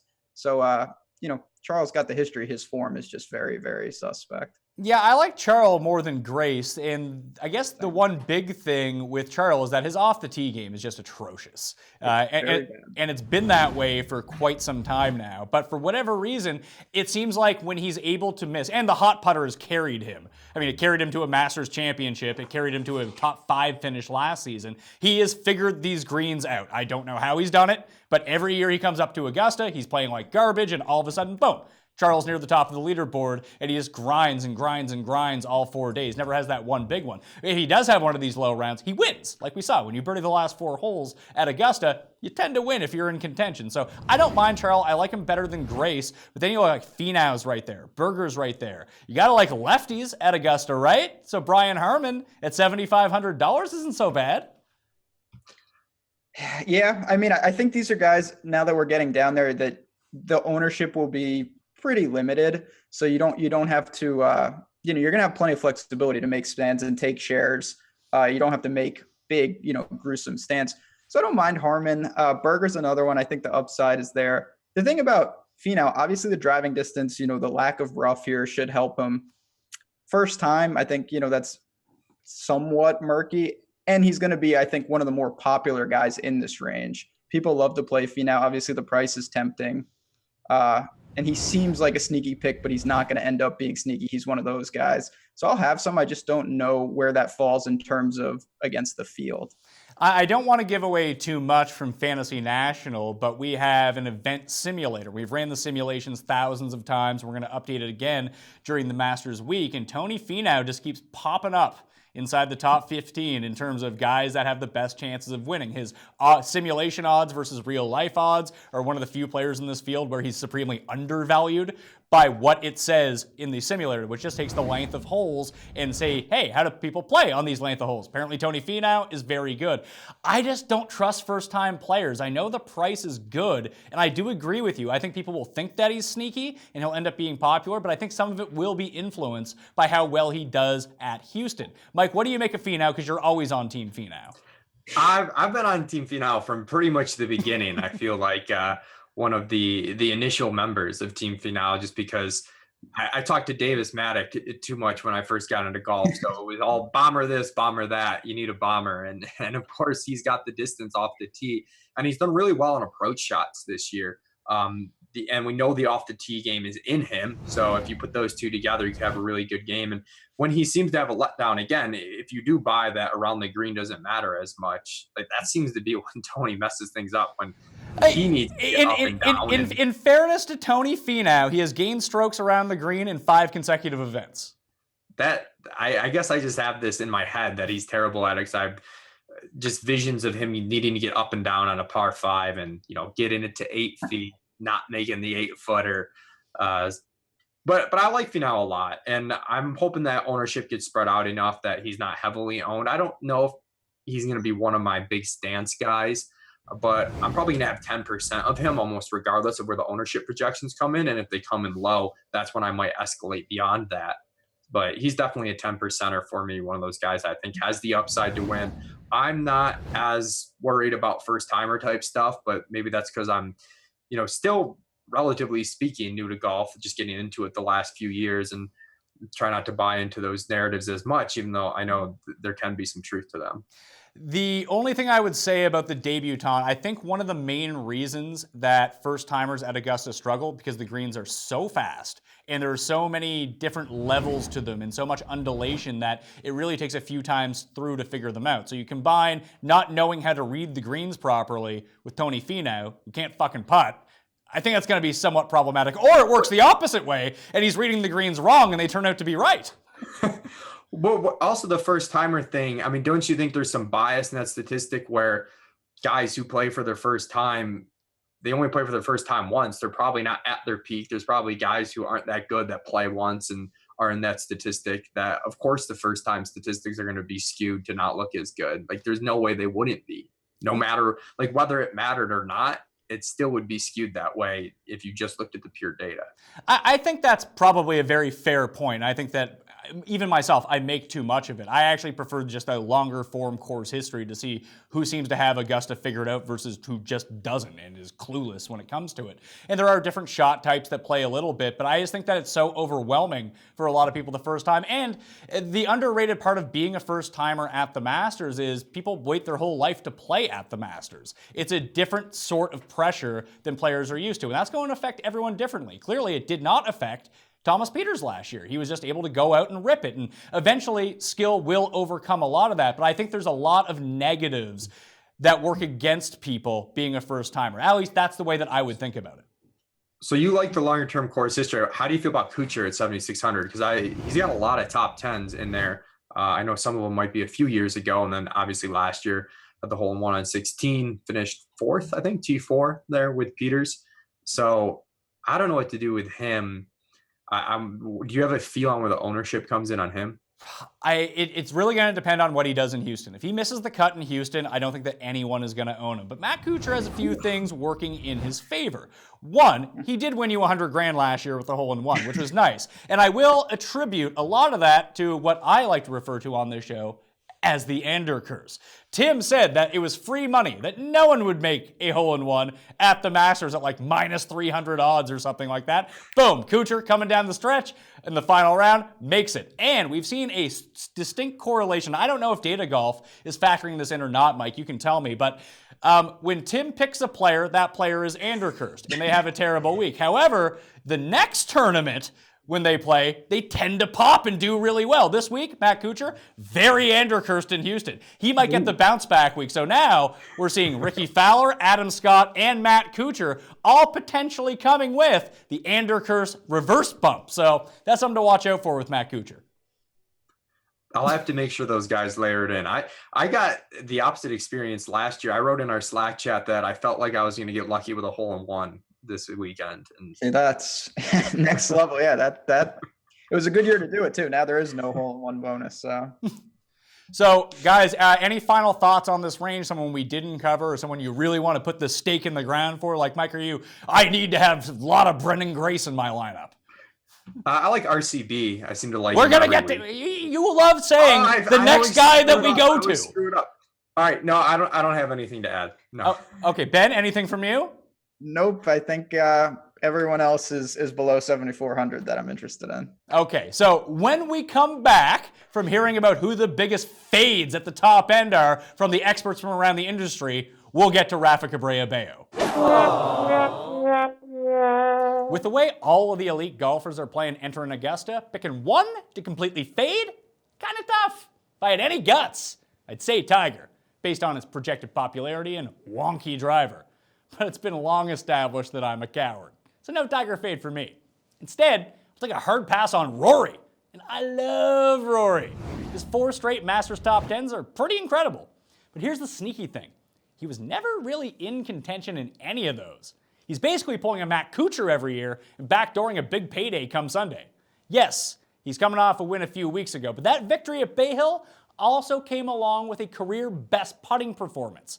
At $9,900, Rory doesn't necessarily need to win, but taking him boxes you out from all the other elite options in that price range. And frankly, I prefer them. That's me. Let's hear who the industry is passing on from the top end. And remember who they say, so you can blame them for losing lineups. First up, Ben Coley from Sporting Life, who has a player-by-player Masters guide up on sportinglife.com right now that is an absolute must-read. So go check that out. After finishing this, please, don't turn this off. Ben, who you fading? The one I'm against at the top of the Masters market is Ricky Fowler. It's not that he doesn't have the game for Augusta, because we know that he does. But over the last 12 months, while the likes of Justin Thomas have been winning majors, Jordan Spieth likewise, Dustin Johnson remaining at the top of the world rankings, Ricky Fowler for me has just stagnated a little. I know he won the Hero World Challenge with that stunning final round, but at the top level, at the highest level, I think he's struggled. He's going through some swing changes as well, and I think he's poor value across the board for his first major championship, despite the fact that the course suits. Co-founder of Daily Roto and former Millionaire Maker winner, Drew Dinkmeyer. My high-priced fade for the Masters is going to be Tiger Woods, and this one is a difficult fade. Tiger's shown excellent form. He has an unbelievable track record at Augusta. He's a little bit underpriced relative to odds, but he is going to be among the highest owned players on the slate. There's a lot of variance when it comes to golf. I'd rather take an underweight position, probably not a complete fade, but an underweight position on Tiger Woods in big GPPs, allowing me to spread more of my win probability amongst other competitive players, get a little bit more of a diversified portfolio. Kenny Kim, the Fantasy Golf Degenerates podcast and PowerHourPod.com. My high price fade for the Masters is Tiger Woods. The thing missing from Tiger's game so far is that Sunday killer instinct, especially with his putter. At Honda and Valspar, his worst putting performance of each week came on Sunday, and he lost strokes in the last 6 holes with his putter at Bay Hill. I think the pressure of the back nine has affected him a lot more, unlike Tiger of old. I don't think he can get his first victory at the Masters on the back nine, with that much pressure on it. I'm not going to roster a golfer at $10,000 that I don't think can win. The Action Network's Joshua Perry. My lean on that would be Justin Thomas. I mean, he's obviously playing well, just made the semifinals, but he also doesn't have the greatest Augusta track record yet, and with him being the second highest in salary, you got to fade somebody, so he'd be the guy. Branden Guptill, a.k.a. The Gup, of Gup's Corner and the Smash Factor podcast. So, for my 2018 high price fade, I'm going to go with Justin Thomas. I really didn't like the way that the number one thing factored with him at the WGC. He is 10th of my stat model but he is the lowest by far of all the guys over 10K in strokes gained in the last 5 years. So for the second highest price guy at 10.8, I'm going to fade Justin Thomas. Reigning Fantasy Golf Writer of the Year, Adam Daly Frey from FantasyGolfInsider.com. The high price golfer I'm fading is going to be Tiger Woods at 10K and the betting favorite. I think he's going to be far too popular. First of all, he's under-cursed. And second of all, the guy can't hit a fairway right now. He's played all these tight tracks, but he's clubbed down. When he takes the driver out, he's going to get in trouble. And at Augusta, you have to hit driver to succeed. So I have him missing the cut. Fantasy Golf Man, Tim Frank, FanVice.com. Tiger Woods at 149th in strokes gained off the tee. It's going to be really hard for him to win without effectively hitting the driver. 2 irons off the tee aren't going to get it done at this course, and they're not going to get it done against this field. At 10K, we want guys that are going to attack holes like 13 and 15 and try to make eagle. So at Tiger's projected ownership, his inability to hit the driver, I don't see him winning. If I don't see him winning, I can't play him this week. Eric Patterson of DFSOnDemand.com. Even as a huge Tiger fan, there's just no way I can swallow his high ownership. The Millie Maker brings out a ton of casual players who will all be chasing Tiger action on Sunday. He'll be forced to hit a lot more drivers at Augusta compared to the last couple of events, which is a scary thought based on his year so far. A top 20 finish just won't cut it for Tiger at his price and ownership, making him an easy fade. Okay, let's get into some roster construction strategy for the Millionaire Maker. And a lot of this is going to have to do with how many lineups you end up playing. How big can your pool of core players be? It's really, really difficult to figure out. And obviously, there's no correct answer to it. There are a lot of wrong ways to do it, most of which I employ when I make my lineups. So Ben, Mike, you guys mass multi-entry a lot when it comes to DFS golf, when it comes to DraftKings football, and every other sport. So if you're playing, and most people will not be playing 150 lineups, so maybe let's not talk too much about how to do that. But let's say 10 lineups, 20 lineups, 30 lineups. What do you see, Mike, as the biggest mistakes that people make when they do play multiple lineups? I think you want to be careful about how much you're pairing guys together. Like if you have 50% Sergio and 50% Casey, you probably want them together about 25% of the time, and then separate about 25% of the time, and then 25% of the time you don't want them on either lineup. So I think you want it spread out to give yourself a chance where one guy's not totally going to bankrupt your lineup. But in Millie Maker in general, I won't make any lineup with the loose pricing over $49,700. I'm kind of hard capping myself at $49,700 just because I mean, I'm in this to win $1 million. You want a unique lineup to be able to do so. As soon as you're duped, your expected value of your entry goes way down, even if it's a good team. And I don't know if you're making markedly better lineups at 50K than you are at 49.7 given the pricing. Yeah, the pricing is so soft, you can fit in most of the people you want. One of the things that I would advise to do is just look at the bottom of this field. Those guys are not going to win. Basically, cross off the bottom 15 in pricing right away. Just don't use them. It's probably not necessary. Maybe if there's a guy you like in there, you're a big Johnny Vegas supporter, which I'm not, you might want to use Johnny Vegas. They're going to have low ownership, but that's for good reason. Those are almost dead lineups right away when people start putting Larry Mize and Bernhard Langer. Maybe one of them comes through, but we have no idea who that's going to be. So Ben, where do you think that people make mistakes right off the hop? So I'd say, in addition to that, because I totally agree, it's just making sure, A, the number of players you're using, don't rake yourself, and then understanding that it's not how much you own them, it's against the field. So I know a lot of times you see someone say they make 10 lineups and they really like Rose this week and they use him in 3. Well, that's not going to do anything. You need to know he's going to be super popular and make sure that if you want to make the stand, you have to do it in relation to the field. If you have a guy who's going to be 1 or 2%, you only need him on a couple of lineups. And then if he hits, you're obviously still going to be way overweight. So it's just understanding that you want to know kind of, not obviously, we can never project it to a T, but just having a general idea of where guys are at and where you want to make those stands. If you're curious about ownership projections, my Tuesday show will be all about updated news after the Houston Open and how that's going to reflect, and we'll try to project every single player in the field. So I'll throw this up to both of you guys. And Mike, I guess let's start with you. What do you think is I don't want to say the optimal build, because obviously we don't know that, but what do you think the most common builds for roster construction are going to be? I'm really struggling because you can build in so many ways. Like you could make a smash team with DJ without even dipping down too low or only dipping down one or two guys, and even those guys are sub 7K. Or you could honestly make a lineup where you don't even have anyone above 9K in your lineup. So I think the most typical build will probably be one guy in the 10K range, maybe two guys in the 8K range, two guys in the low 7K range. I don't see one roster construction that's totally going to dominate the field personally. So I'm just going to make sure again that I don't have lineups that are likely to be duped because I'm spending all the way towards the cap, or if I'm using chalkier players that can, because the thing that like you can use Casey, you can use Rose in different lineup construction. So maybe if I like those guys enough that I want to use them even though they're chalk, I'll try and use them in separate lineups so I don't have one lineup that's too chalky top to bottom. But I know it's a little bit of a cop-out, but I don't really have one specific construction that I think is going to overshadow everything else. I think you're going to try to see people jam in as many of the top guys as possible, whether people think that player is Tiger Woods, whether it's Phil Mickelson, whether it's Justin Rose. I happen to think the best contrarian build you can start with that guarantees that no one else is going to have your lineup, and I mentioned it earlier, it starts with Jon Rahm and is one of the other lower end players there. Like, I don't love Jason Day, but Jason Day would be that guy. Ben, how do you think that people are going to build here?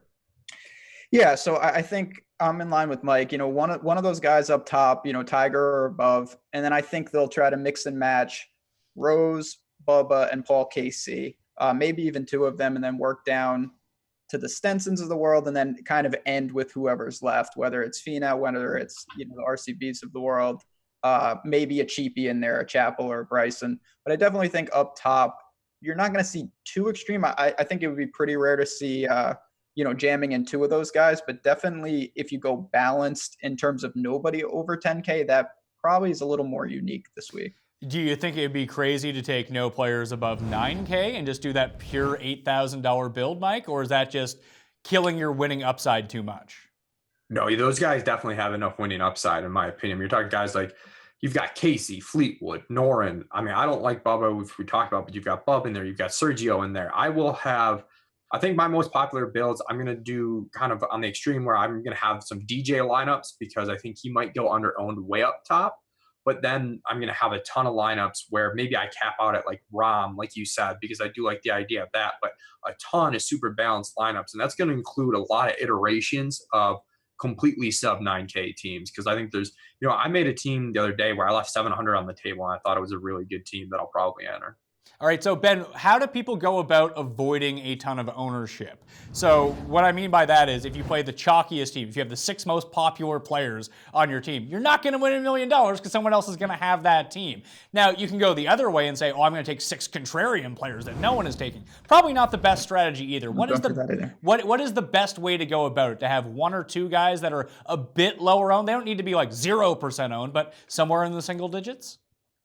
Yeah, I mean, there's a couple ways to do it. Obviously, with soft pricing, leaving money off the table is one way to kind of separate yourself. If you know you're going to have pretty common guys, if you just leave $400, $500, that really narrows it. Or just identifying a couple of guys, say it's Casey or say it's Stenson, and making the pivot right there. You can get away from the pack just by kind of pivoting right at that same price range. Just doing something a little different with roster construction. I know for me, I like to pair up skill sets. So I'll have all my long iron players together, and sometimes that won't work out to exactly the 50K.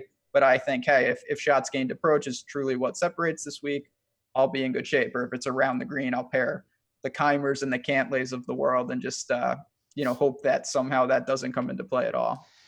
One of the other ways that you can go about building lineups, and Ben just hit on it, is stacking similar skill sets together, whether it be making an all bombers team, an all good irons and short game team, the all regressive putting team, formerly good putters who have been putting like garbage, and you think that could flip it around. These are all different strategies. But Mike, what about tee time splits as it pertains to the Masters as a stack?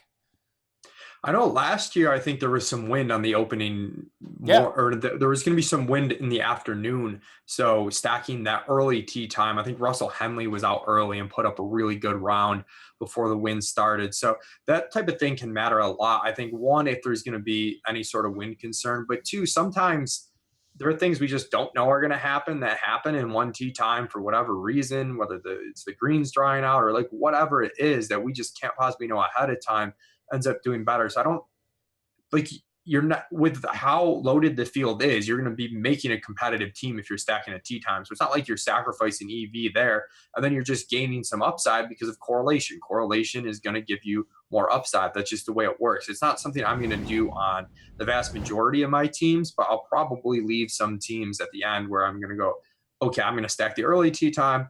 I'm going to stack the late tee time with a couple of these teams just because, you know, why not? I don't really see a reason that you wouldn't do that. So you said you went all in on Sergio last year. 100% of lineups had Sergio Garcia in them. I never use one player in 100% of my lineups. But again, I'm only playing 10 or 15, and maybe that's something that I should do. Would you recommend doing that in a normal week, or do you do it at the Masters because so many people make the cut, as such a high percentage of players make the cut, that it's almost safer to do that? The volatility isn't there. So there's a couple reasons why I think it works at the Masters. One, there's just so many good plays that it can be hard to decide, I want to be overweight on this guy, underweight on this guy. So the way I look at it is, well, if I just go all in on one guy, then I can spread the risk and get a little bit of everybody else. And I'm just hoping that one guy does really well. And then I know I'm going to have them paired with whoever else does well because I'm taking stabs on everyone else. And you probably want to take a few other stances along with that, whether it's, you know, like Tiger fade or, you know, last year for me was 100% Sergio, 40% Hideki, and 40% Day. You know, the Day part didn't work out at all. The Hideki part was and the Sergio part worked out really well. So I think that's part of the reason why it works is the soft pricing that it creates. It's just harder to figure out where to differentiate from the field, and you can do it kind of all in one shot. The second thing is you're getting guys like Sergio was 8,300 last year. He's only 8,600 this year. Guys that could be your third or fourth most expensive golfer. If they T10, your lineups are live. You've got however many lineups you enter are going to be live if they T10. They don't have to win to pay off. So if I were to go all in on a player, it wouldn't be a DJ. It would be someone in this 8K range, maybe the high 7K range, but someone that you just think is going to have a really good week that has win equity. But, you know, if Hideki is the guy I'm considering doing it with, comes in 10th, like, I'm still live. I'm still okay. I think that ownership plays a big factor in figuring a lot of this out. That's why I won't personally construct my teams until closer to actual tee-off. I'll go reserve my entries, make sure that I'm in, and start thinking about how I want to build lineups. But I will let ownership influence me a little bit. The one thing that I will not let ownership influence me on is if I think a player has a legitimate chance of winning, and I think that, let's say I rank my 5 guys and they're one of those 5 guys, I'm going to take them regardless. I don't care what their ownership is. You have to have the winner or else you have 0 chance of winning the Millionaire Maker. So if the winner's going to be 40% owned, then you're going to have them in your lineup somewhere. So Ben, how do you kind of differentiate between going with the popular players and avoiding some of the popular players? Is there a distinction for you?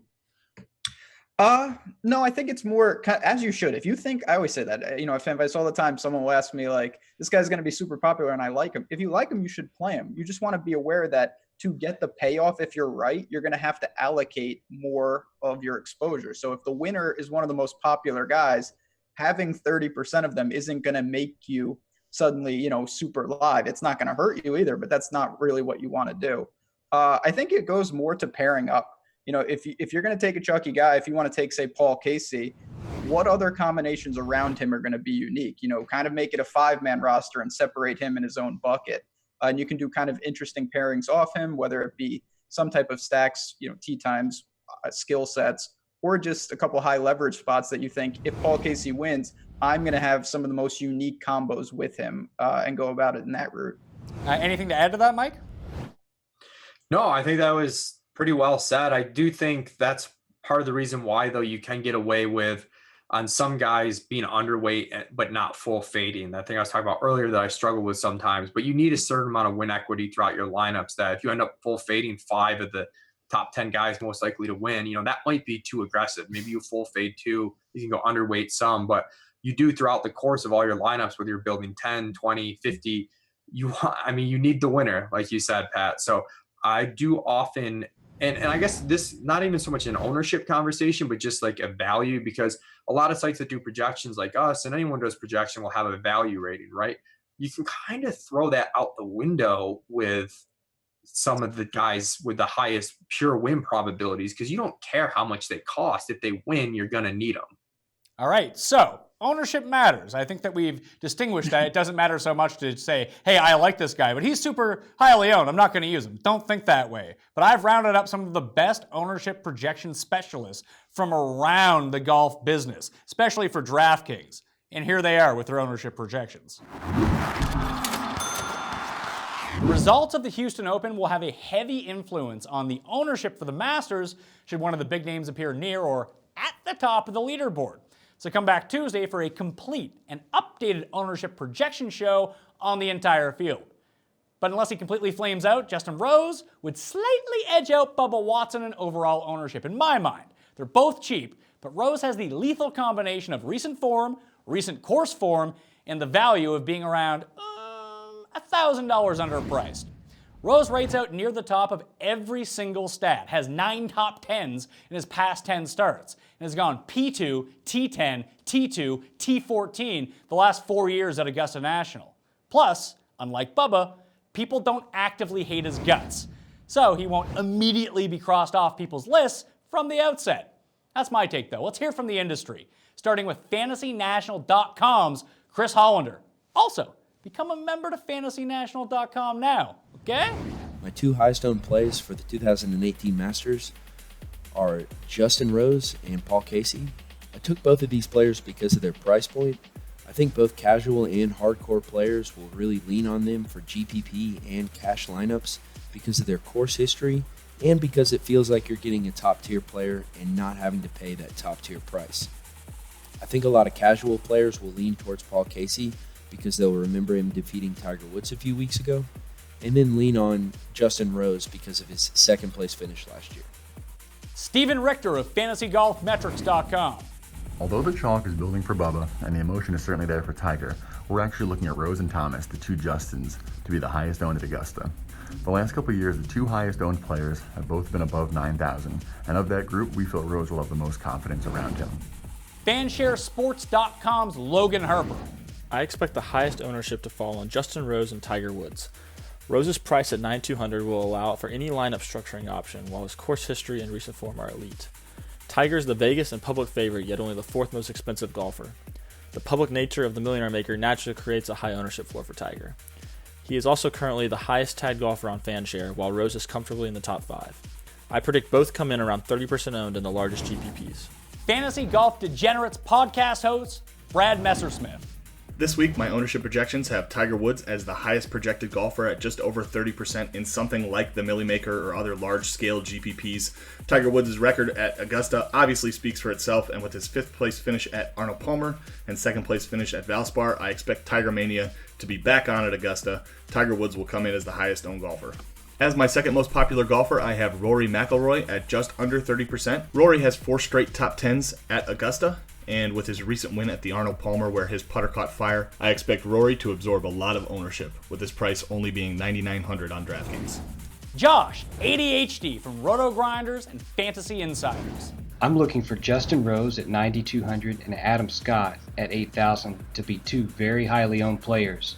Both have shot in the 60s multiple times at Augusta. The DailyRoto.com ownership guru, Colin Drew.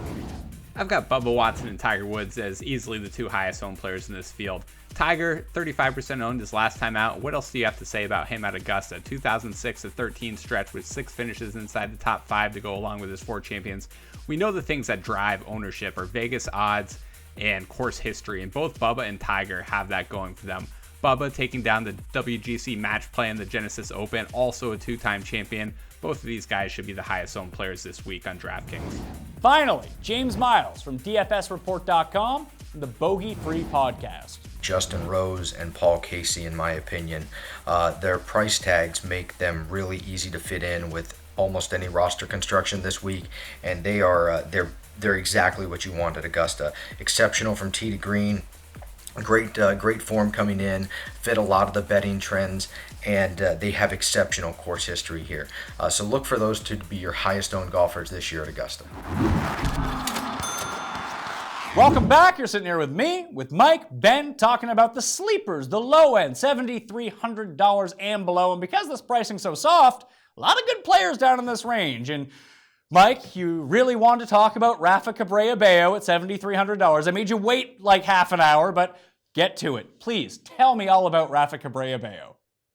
Well, I guess I didn't have the whole spiel prepared. Other than I really like Rafa Cabrera-Bello, but I know like maybe around a year ago he had a little bit of a tough stretch before he placed really well at the Open Championship. But if you look at his adjusted scoring averages over the last 2 years, really like last 6 months, last 2 years, he's just really high up there. He's, I think, just an underrated all-around golfer. The issue is that he has been playing pretty well lately and has been pretty out there and seen. So I do wonder where the ownership's going to be. But I think once we start getting into this tier, there's a few guys that'll be chalky. Then outside of that, things are going to be very spread out. Hopefully it starts here and I can be overweight on RCB without going too crazy. All right, well, let's hit it off right on that. Mike, who do you think are going to be the chalky players from this range? Zach Johnson at 7,000 and Bryson DeChambeau, I think, are going to be the two chalkiest guys. Zach Johnson's been playing well this year. Bryson's been playing really well. I think he's on most of the tee to green leaderboards, depending on how you dice them up. And also, he did really well as in his initial Masters tournament. I'm not sure where the exact finish was, but I remember playing him when he wasn't as known. I think that was right before he declared pro. I think he was still an amateur when he played the last time. Or maybe it was vice versa, but no, because he needed to be an amateur to play. Sorry, I screwed that one up. But I think he will be owned, and I'm struggling with him because I really like this profile of someone who was a really hyped up amateur, had some initial success on the PGA Tour. Then things just seemed like they unraveled, and then it looks like he's figured something out. So you've got the past talent that's there. Once there was a saying in baseball that Bill James has that once you show a skill, you own that skill. It's there somewhere. And now he's playing really well recently. So I'm really trying to decide what I want to do with Bryson, given that I like him a lot, but I would not be surprised at all if he's top 5 ownership in this sub 7,400 range.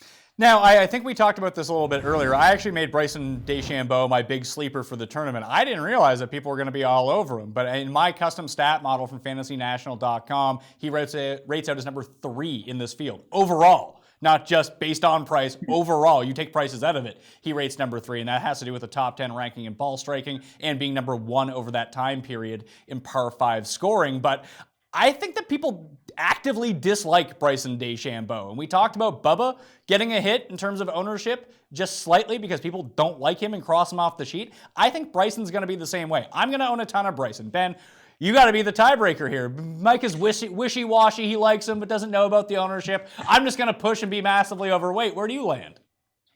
Yeah, I plan to be overweight, but I did not think that he would be chalky. I thought Kevin Chappell was going to be the guy who would garner the ownership down there. I know he has the back issue, kind of cut the match play short, but really good last year here. And I think a lot of people like to play Chappell sub 7K. I expected him to take some of that Bryson ownership.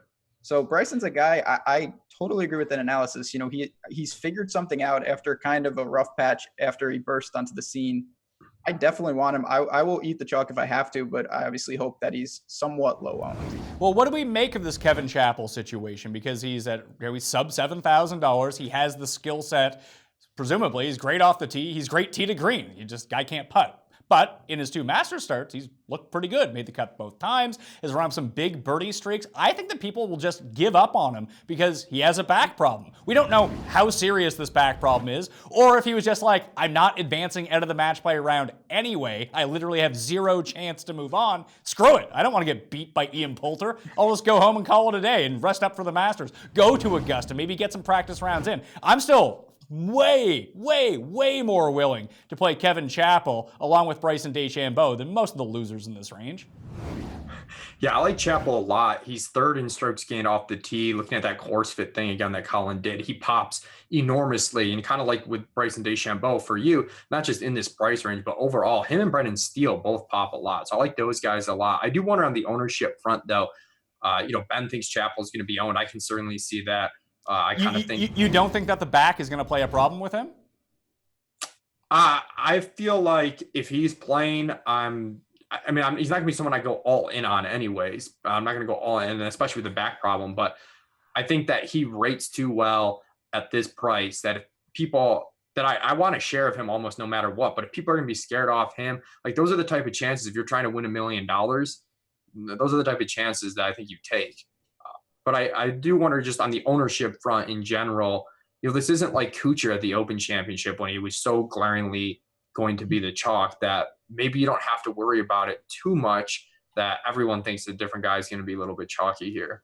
Well, I think it depends, too, on what everyone else does in this level. Like you said, it's very easy to make a balanced lineup that maybe people don't need to dig too deep into this range. And if they do, and they're, let's say, people from not playing DraftKings every single week, and they say, oh, hell, I want to have Dustin Johnson and Justin Thomas in my lineup, and they end up in this range, those same people are just going to take Zach Johnson.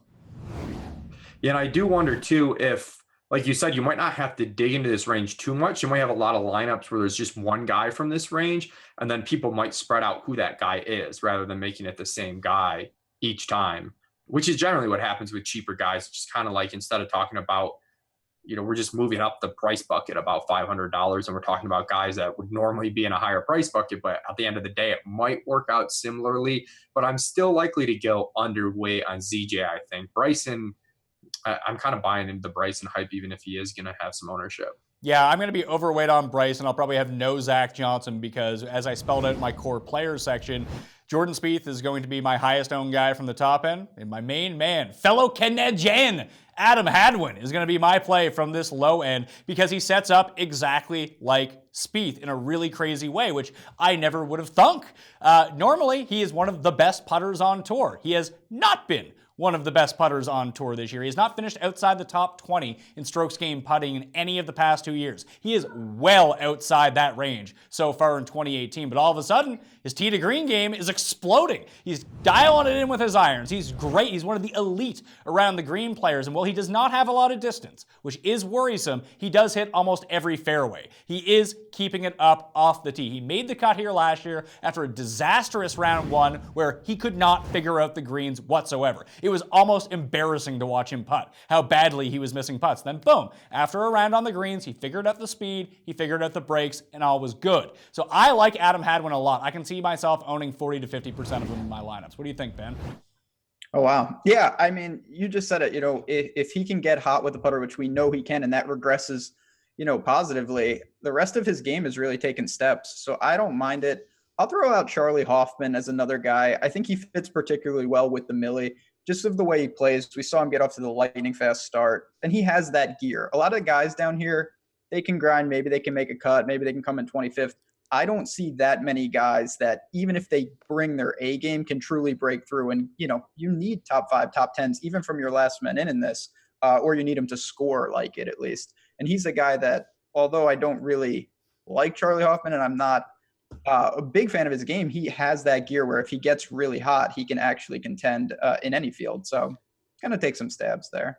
With Kisner playing so well at the match play, do you think that's just going to bump up his ownership? Because I initially had Hoffman to be one of the chalkier players down in this area, but I think that Kisner might pass him in terms of overall ownership now.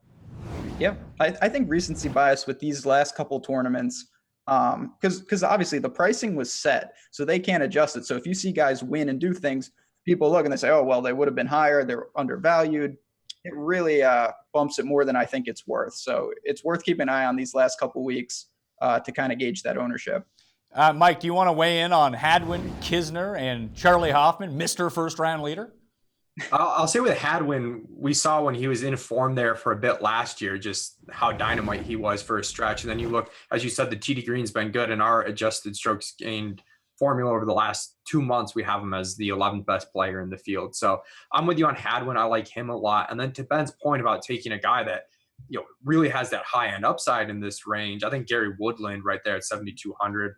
He can certainly put up a big bird on some of these par fives. So I'll have a lot of Woodland. Yeah, Woodland is 9th in birdies or better gained over the past 24 rounds. He's also 9th in greens and regulation gained and strokes gained off the tee, 11th in driving distance over that same frame. But it seems like after Phoenix everyone's just kind of forgot about him. I remember a year, Gary Woodland doesn't have a ton of high Masters finishes or major finishes for that matter, but he went on an epic run at Augusta a few years ago where it was just birdie, birdie, birdie, birdie. He strikes me as the type of guy this week for the Millionaire Maker that is going to outscore his overall position.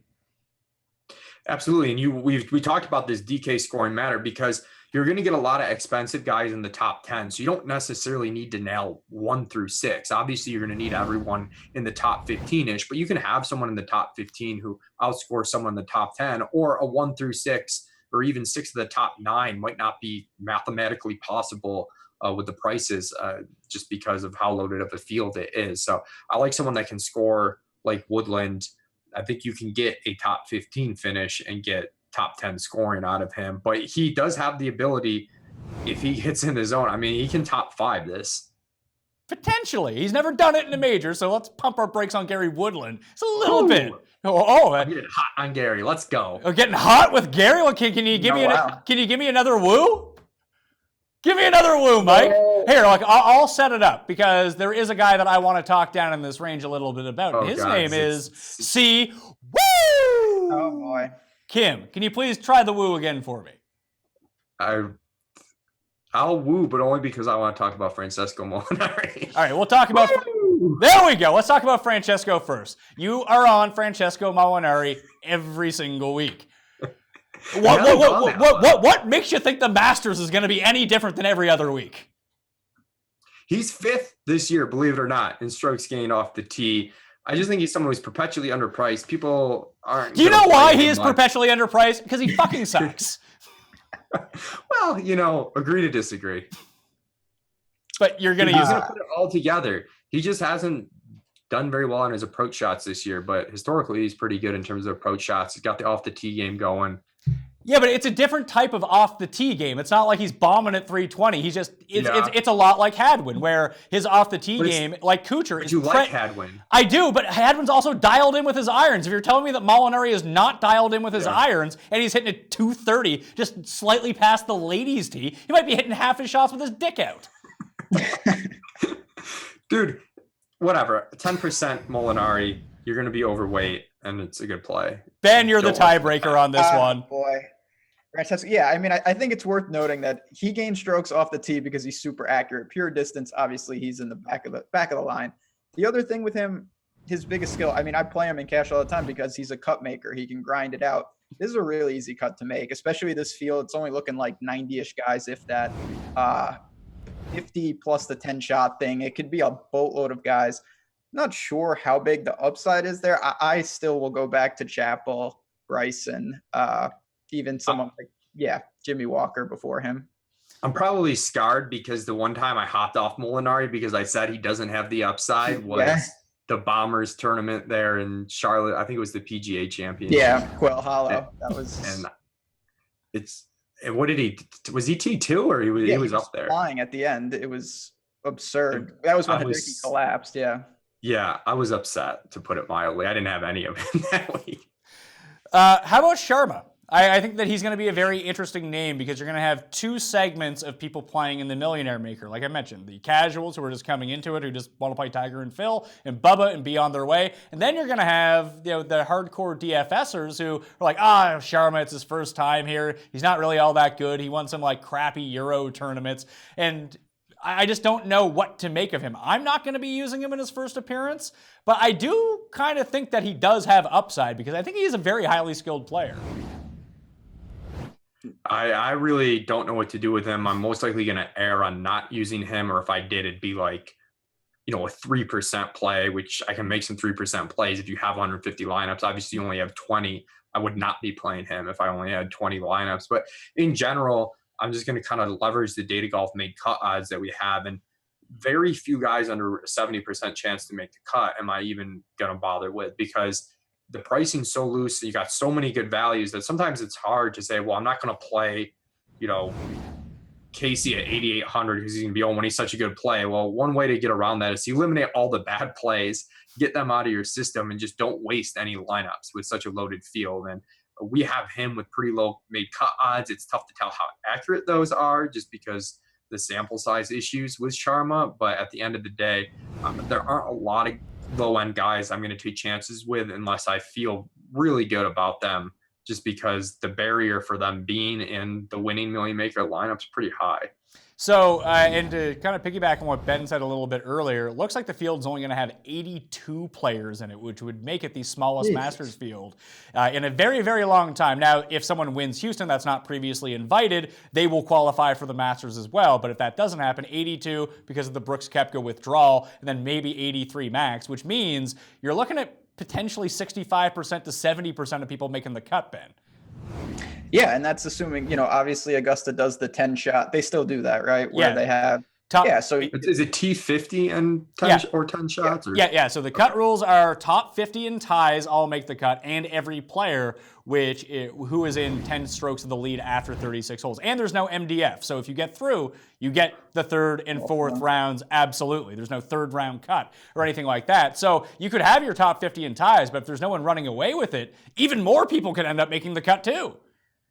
Yeah, and that's the thing is the pricing is so soft that I'm not sure how many times I'm even going to have to dip in this range. So when I do, I have enough guys kind of that I can fill out the back end of the rosters with. So someone like Sharma, even though if you want to take a couple flyers, if you're playing 150, like Mike said, you can take a small piece and probably get over the field, but it seems borderline unnecessary.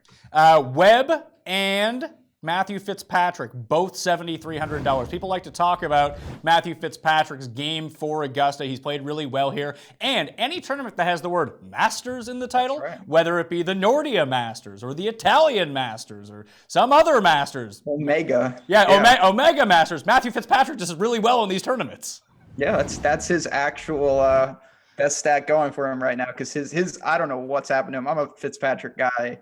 His irons are all over the place. So he may be on a couple teams, but I can't make him. I just have to roll to RCB there in that same price range. I'm going fade on Mayo. I'm going fade on Fitzpatrick, and I'm going fade on Webb Simpson. But I know you're playing RCB, Mike. Are you going to play any Fitzpatrick or Webb?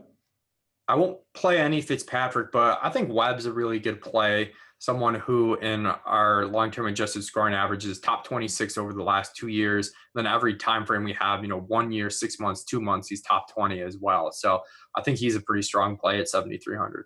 Well, how can Webb win the Masters and then go and win the Heritage the next week? Because he's clearly winning the Heritage. It can be done. Don't you worry. All right. I always like the guys that miss the cut and then go to Heritage. A good, strong correlation between missing the cut at the Masters, then going to Heritage and winning the next week. So watch out for that. Don't be afraid to go do that. So the rest of the guys in this range, the guys that I like, I mentioned Hadwin, I'm going to be severely overweight on. I really like DeChambeau. I really like Chappell. The other two guys that I see my eyes going towards, one is Ryan Moore, who normally I really hate. And the other one, Ben, you actually mentioned his name, Jimmy Walker. And then there's Pat Perez, who I think can really do a lot of damage at Augusta. What do you think? Yeah, Perez is an interesting guy. He's another one. I like that because when I'm taking guys here, my only real concern isn't really getting through the cut. It's just if I get them right, how big is the reward? How big is the upside? And Perez, Jimmy Walker, they all fit that mold that I'm not saying they're going to get through, get right. But if you do, man, it can be the difference in a giant field tournament. So that's kind of how I'm going to structure it. Take some steps. I don't think a lot of people will be on Perez. Like I said, I think Chappell will be popular, and Bryson could be another one in the same range. Definitely some, if I go a little more stars and scrubs, I know we'll talk about lineup construction a little more. He could be a last minute. Yeah, don't mind that. So the final guy is Kim. For me, I probably won't end up using him in the Millionaire Maker, but I did bet him at 275 to 1. So if people are watching this for the first time and don't know, the key is just bet Siwoo Kim every single week because he has pretty good win equity for what his odds always are. He has 2 wins and fewer than 50 starts on the PGA Tour. So you're making big bucks if you're betting Siwoo Kim. However, he's probably the most likely of all these guys to miss the cut, right, Mike? Or withdraw. Yeah, I don't think I'm going to mess around with Siwoo Kim too much, but I do like the Pat Perez play. He's 5th in birdie or better percentage this year, 4th in greens in regulation. He's, I think, has the highest top 20 odds on the Data Golf Masters finish probabilities for any golfer sub 7K. You know what? I might have to burn one lineup on Siwoo just in case he does win, and I'll be like the one guy who has him at 0.5%. Just in case. Dude, what happened to Danny Willett, man? He has a shoulder injury. Times are tough. And he won the Masters, and it all went to his head. I think. I don't know, man. He had a kid too, right? Yeah, Did he have his kid after or right before the Masters? Yeah, right before. He rode that baby swag right into a green jacket. Oh, that's right, because he was almost not going to play. Yeah. And then he needs to have another kid, obviously. Yeah, I mean, trying to regain his form would be something when it came to that. So, Ben, in this range, are there any names that we didn't hit on that you think that we should talk about, whether it be Kiridash, Abby Barnrat, Russell Henley, who had a really nice showing here last year, anyone like that? Some of the old dudes, the amateurs? Mike Weir? Not for me. I just think, I've never been one to chase, whether it be couples or longer. And although I would love to say that the Chilean amateur, that Neiman kid, I can't play him. I think it's unnecessary to go down here, especially for me, where I'm going to be starting a ton of lineups, not really up top in the 11 or 10. I don't need to dip this low. Well, I think a lot of the problem is we already talked about the upside that your lineups need to have. And even if you're taking guys down here, is that if you do hit them, are they guys that could finish inside the top 5? If you're taking Vijay Singh, you're not getting a top 5 finish. I'm sorry to tell you. So, Mike, what other names from down here do you like? Because I'm kind of intrigued by Appy Barnrat.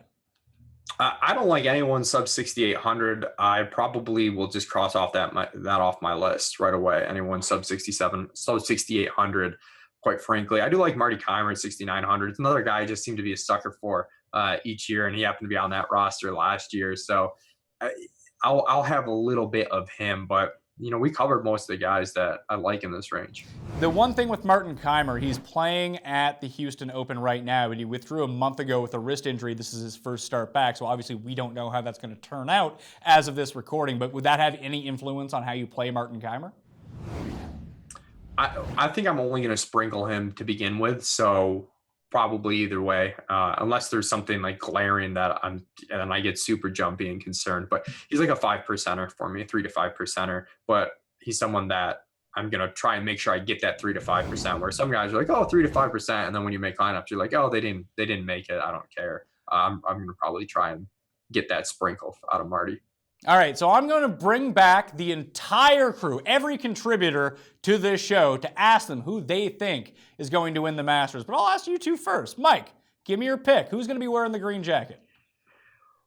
I'm struggling if I want to be bold or not. I'm be bold. Be bold. Let's go Hideki. That is bold. That is pretty bold. Ben, who you got to win the Masters this year? Not as bold, but Rory. Rory. Wow. All right, so we got one for Rory. We have now one for Hideki Matsuyama. And if you just stay tuned, I'm up next, and it's neither one of those two guys. You've heard this name from me a lot.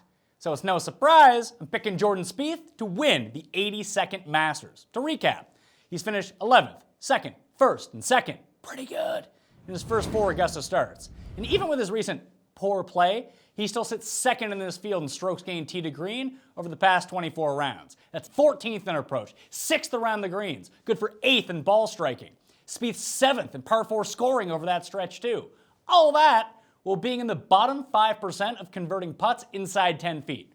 If he can flip that, he'll collect his 2nd green jacket. So, congratulations, Jordan Spieth, on your 2018 Masters victory. See you in Butler's cabin. Now, let's bring back the entire team to see who they think will be talking to Jim Nantz Sunday evening. Kenny Kim! My pick to win the Masters is Justin Rose. He's been consistently good all season on both tours with 8 top 10s and 10 events played. He's been a really good off the tee. His iron game has been improving, and his putter looks like it's catching fire at the right time. He's been close at Augusta with 2 runner-up finishes in his last 3 starts, and he's gained almost 40 strokes total in his last 3 Masters appearances. He finally takes the bridesmaid's dress off this year and wins his 2nd major. Joe House from Shack House! Yo, Pat Mayo! My 3rd favorite Canadian, behind Drake and Jeff Feinberg, of course.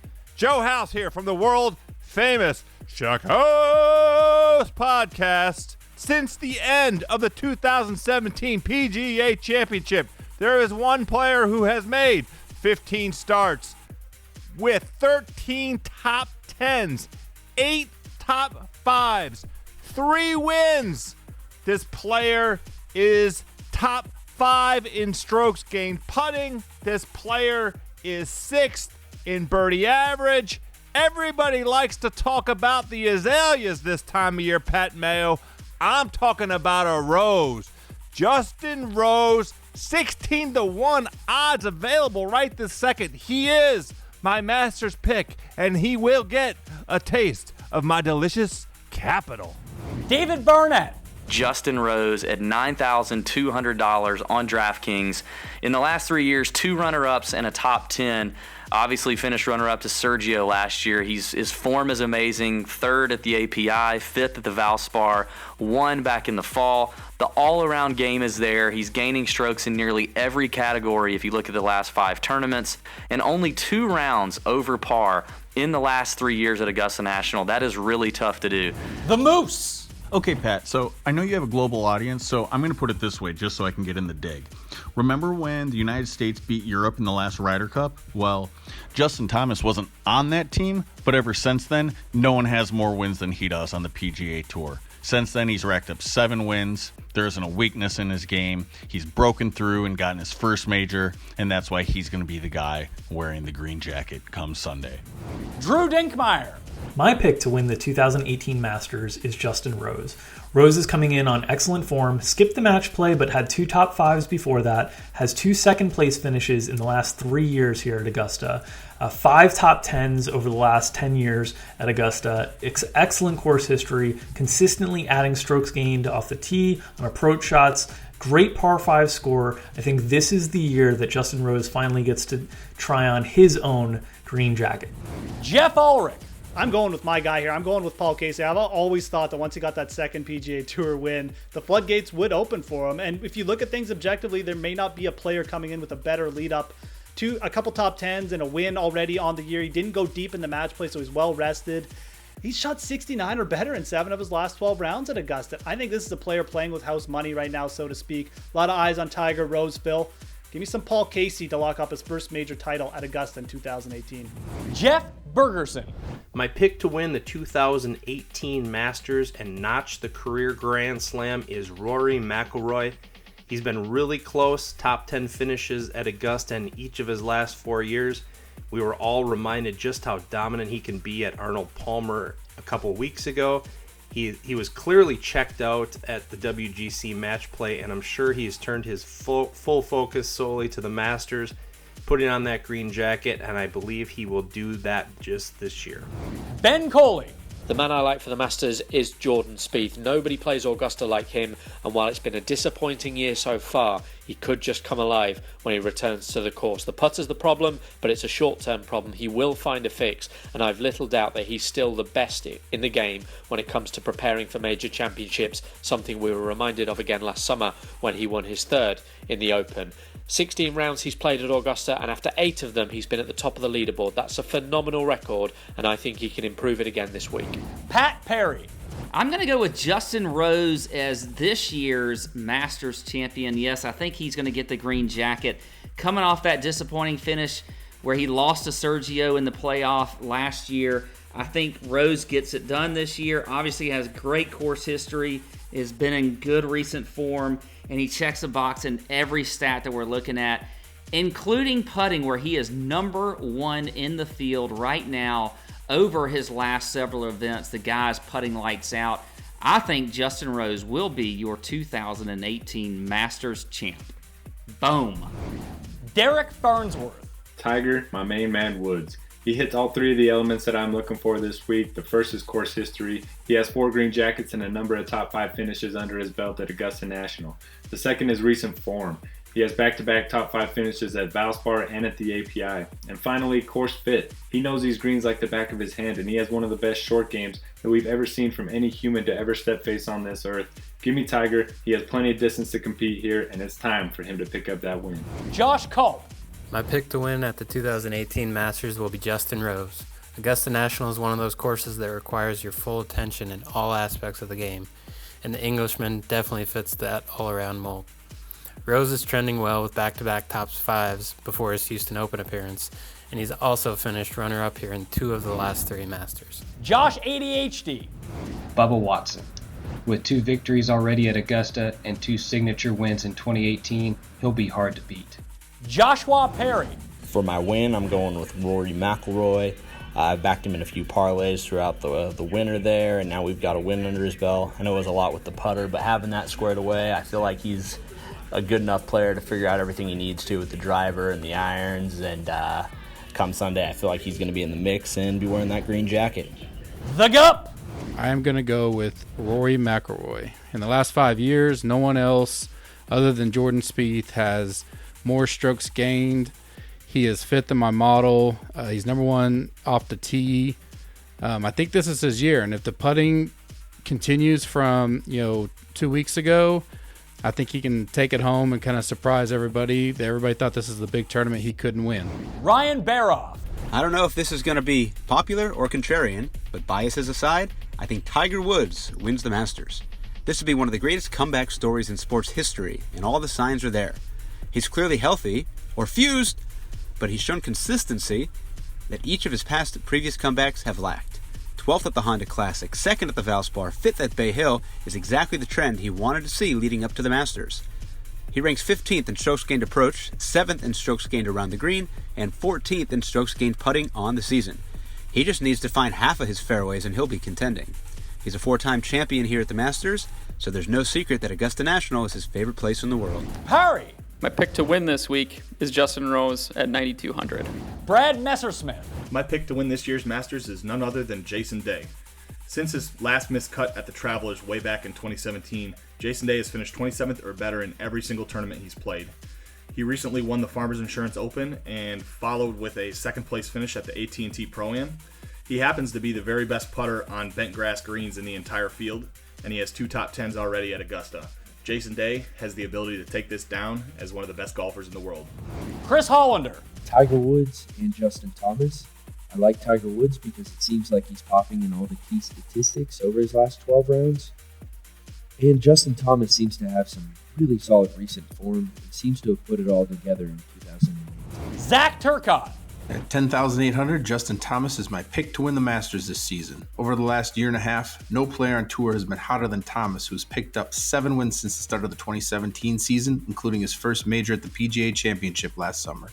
He's a top 10 tee to green player, solid with his putter, and one of the best on tour in par 5 scoring and birdie or better percentage.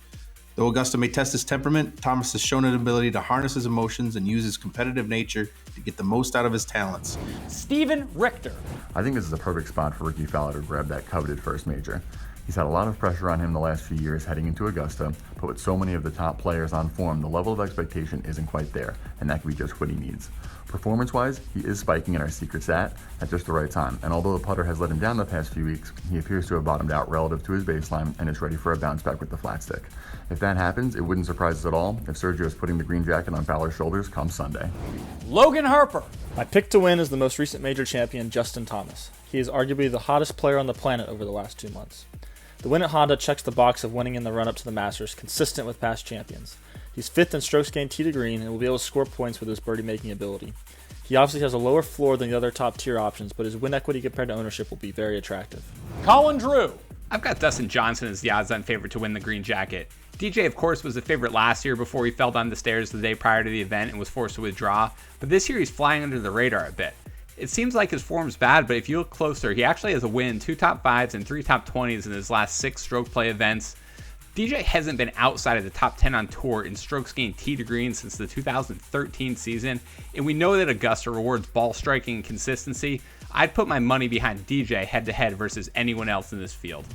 James Miles. The Masters, a time for traditions, and in the case of betting and DraftKings, trends. Trends are a big deal when it comes to measuring up golfers at Augusta, mainly because they play the same course every year. Well, the golfer that fits the most trends this year and is going to be the pick to win in my book is going to be Justin Rose. Lots of Augusta experience, running red hot right now, finished second here twice, really wants to get his hands on a green jacket. I think this is the year that Justin gets it done.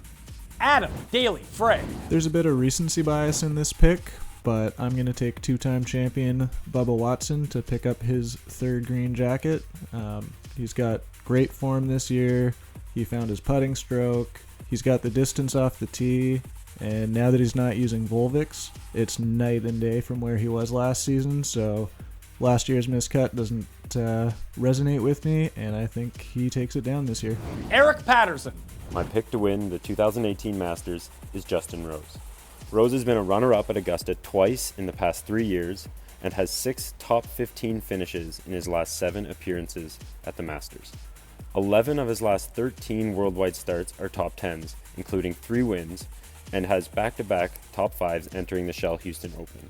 Rose has been hammering on the Butler cabin door for years, and this year he will finally be allowed in. Tim Frank. My pick to win the Masters is Justin Rose, who has an incredible record here at Augusta with runners-up 2 of the last 3 years, top 15, 7 of the last 10 years. Comes in hot with a 3rd at Bay Hill and a T5 at Valspar, and kind of like how Phil Mickelson had to knock on the door 5, 6, 7 times before he finally broke through, I think we see the same thing with Rose this week, and he finally gets that green jacket. Matt Jones. All right, so my pick to win this year's Masters is going to be Justin Thomas.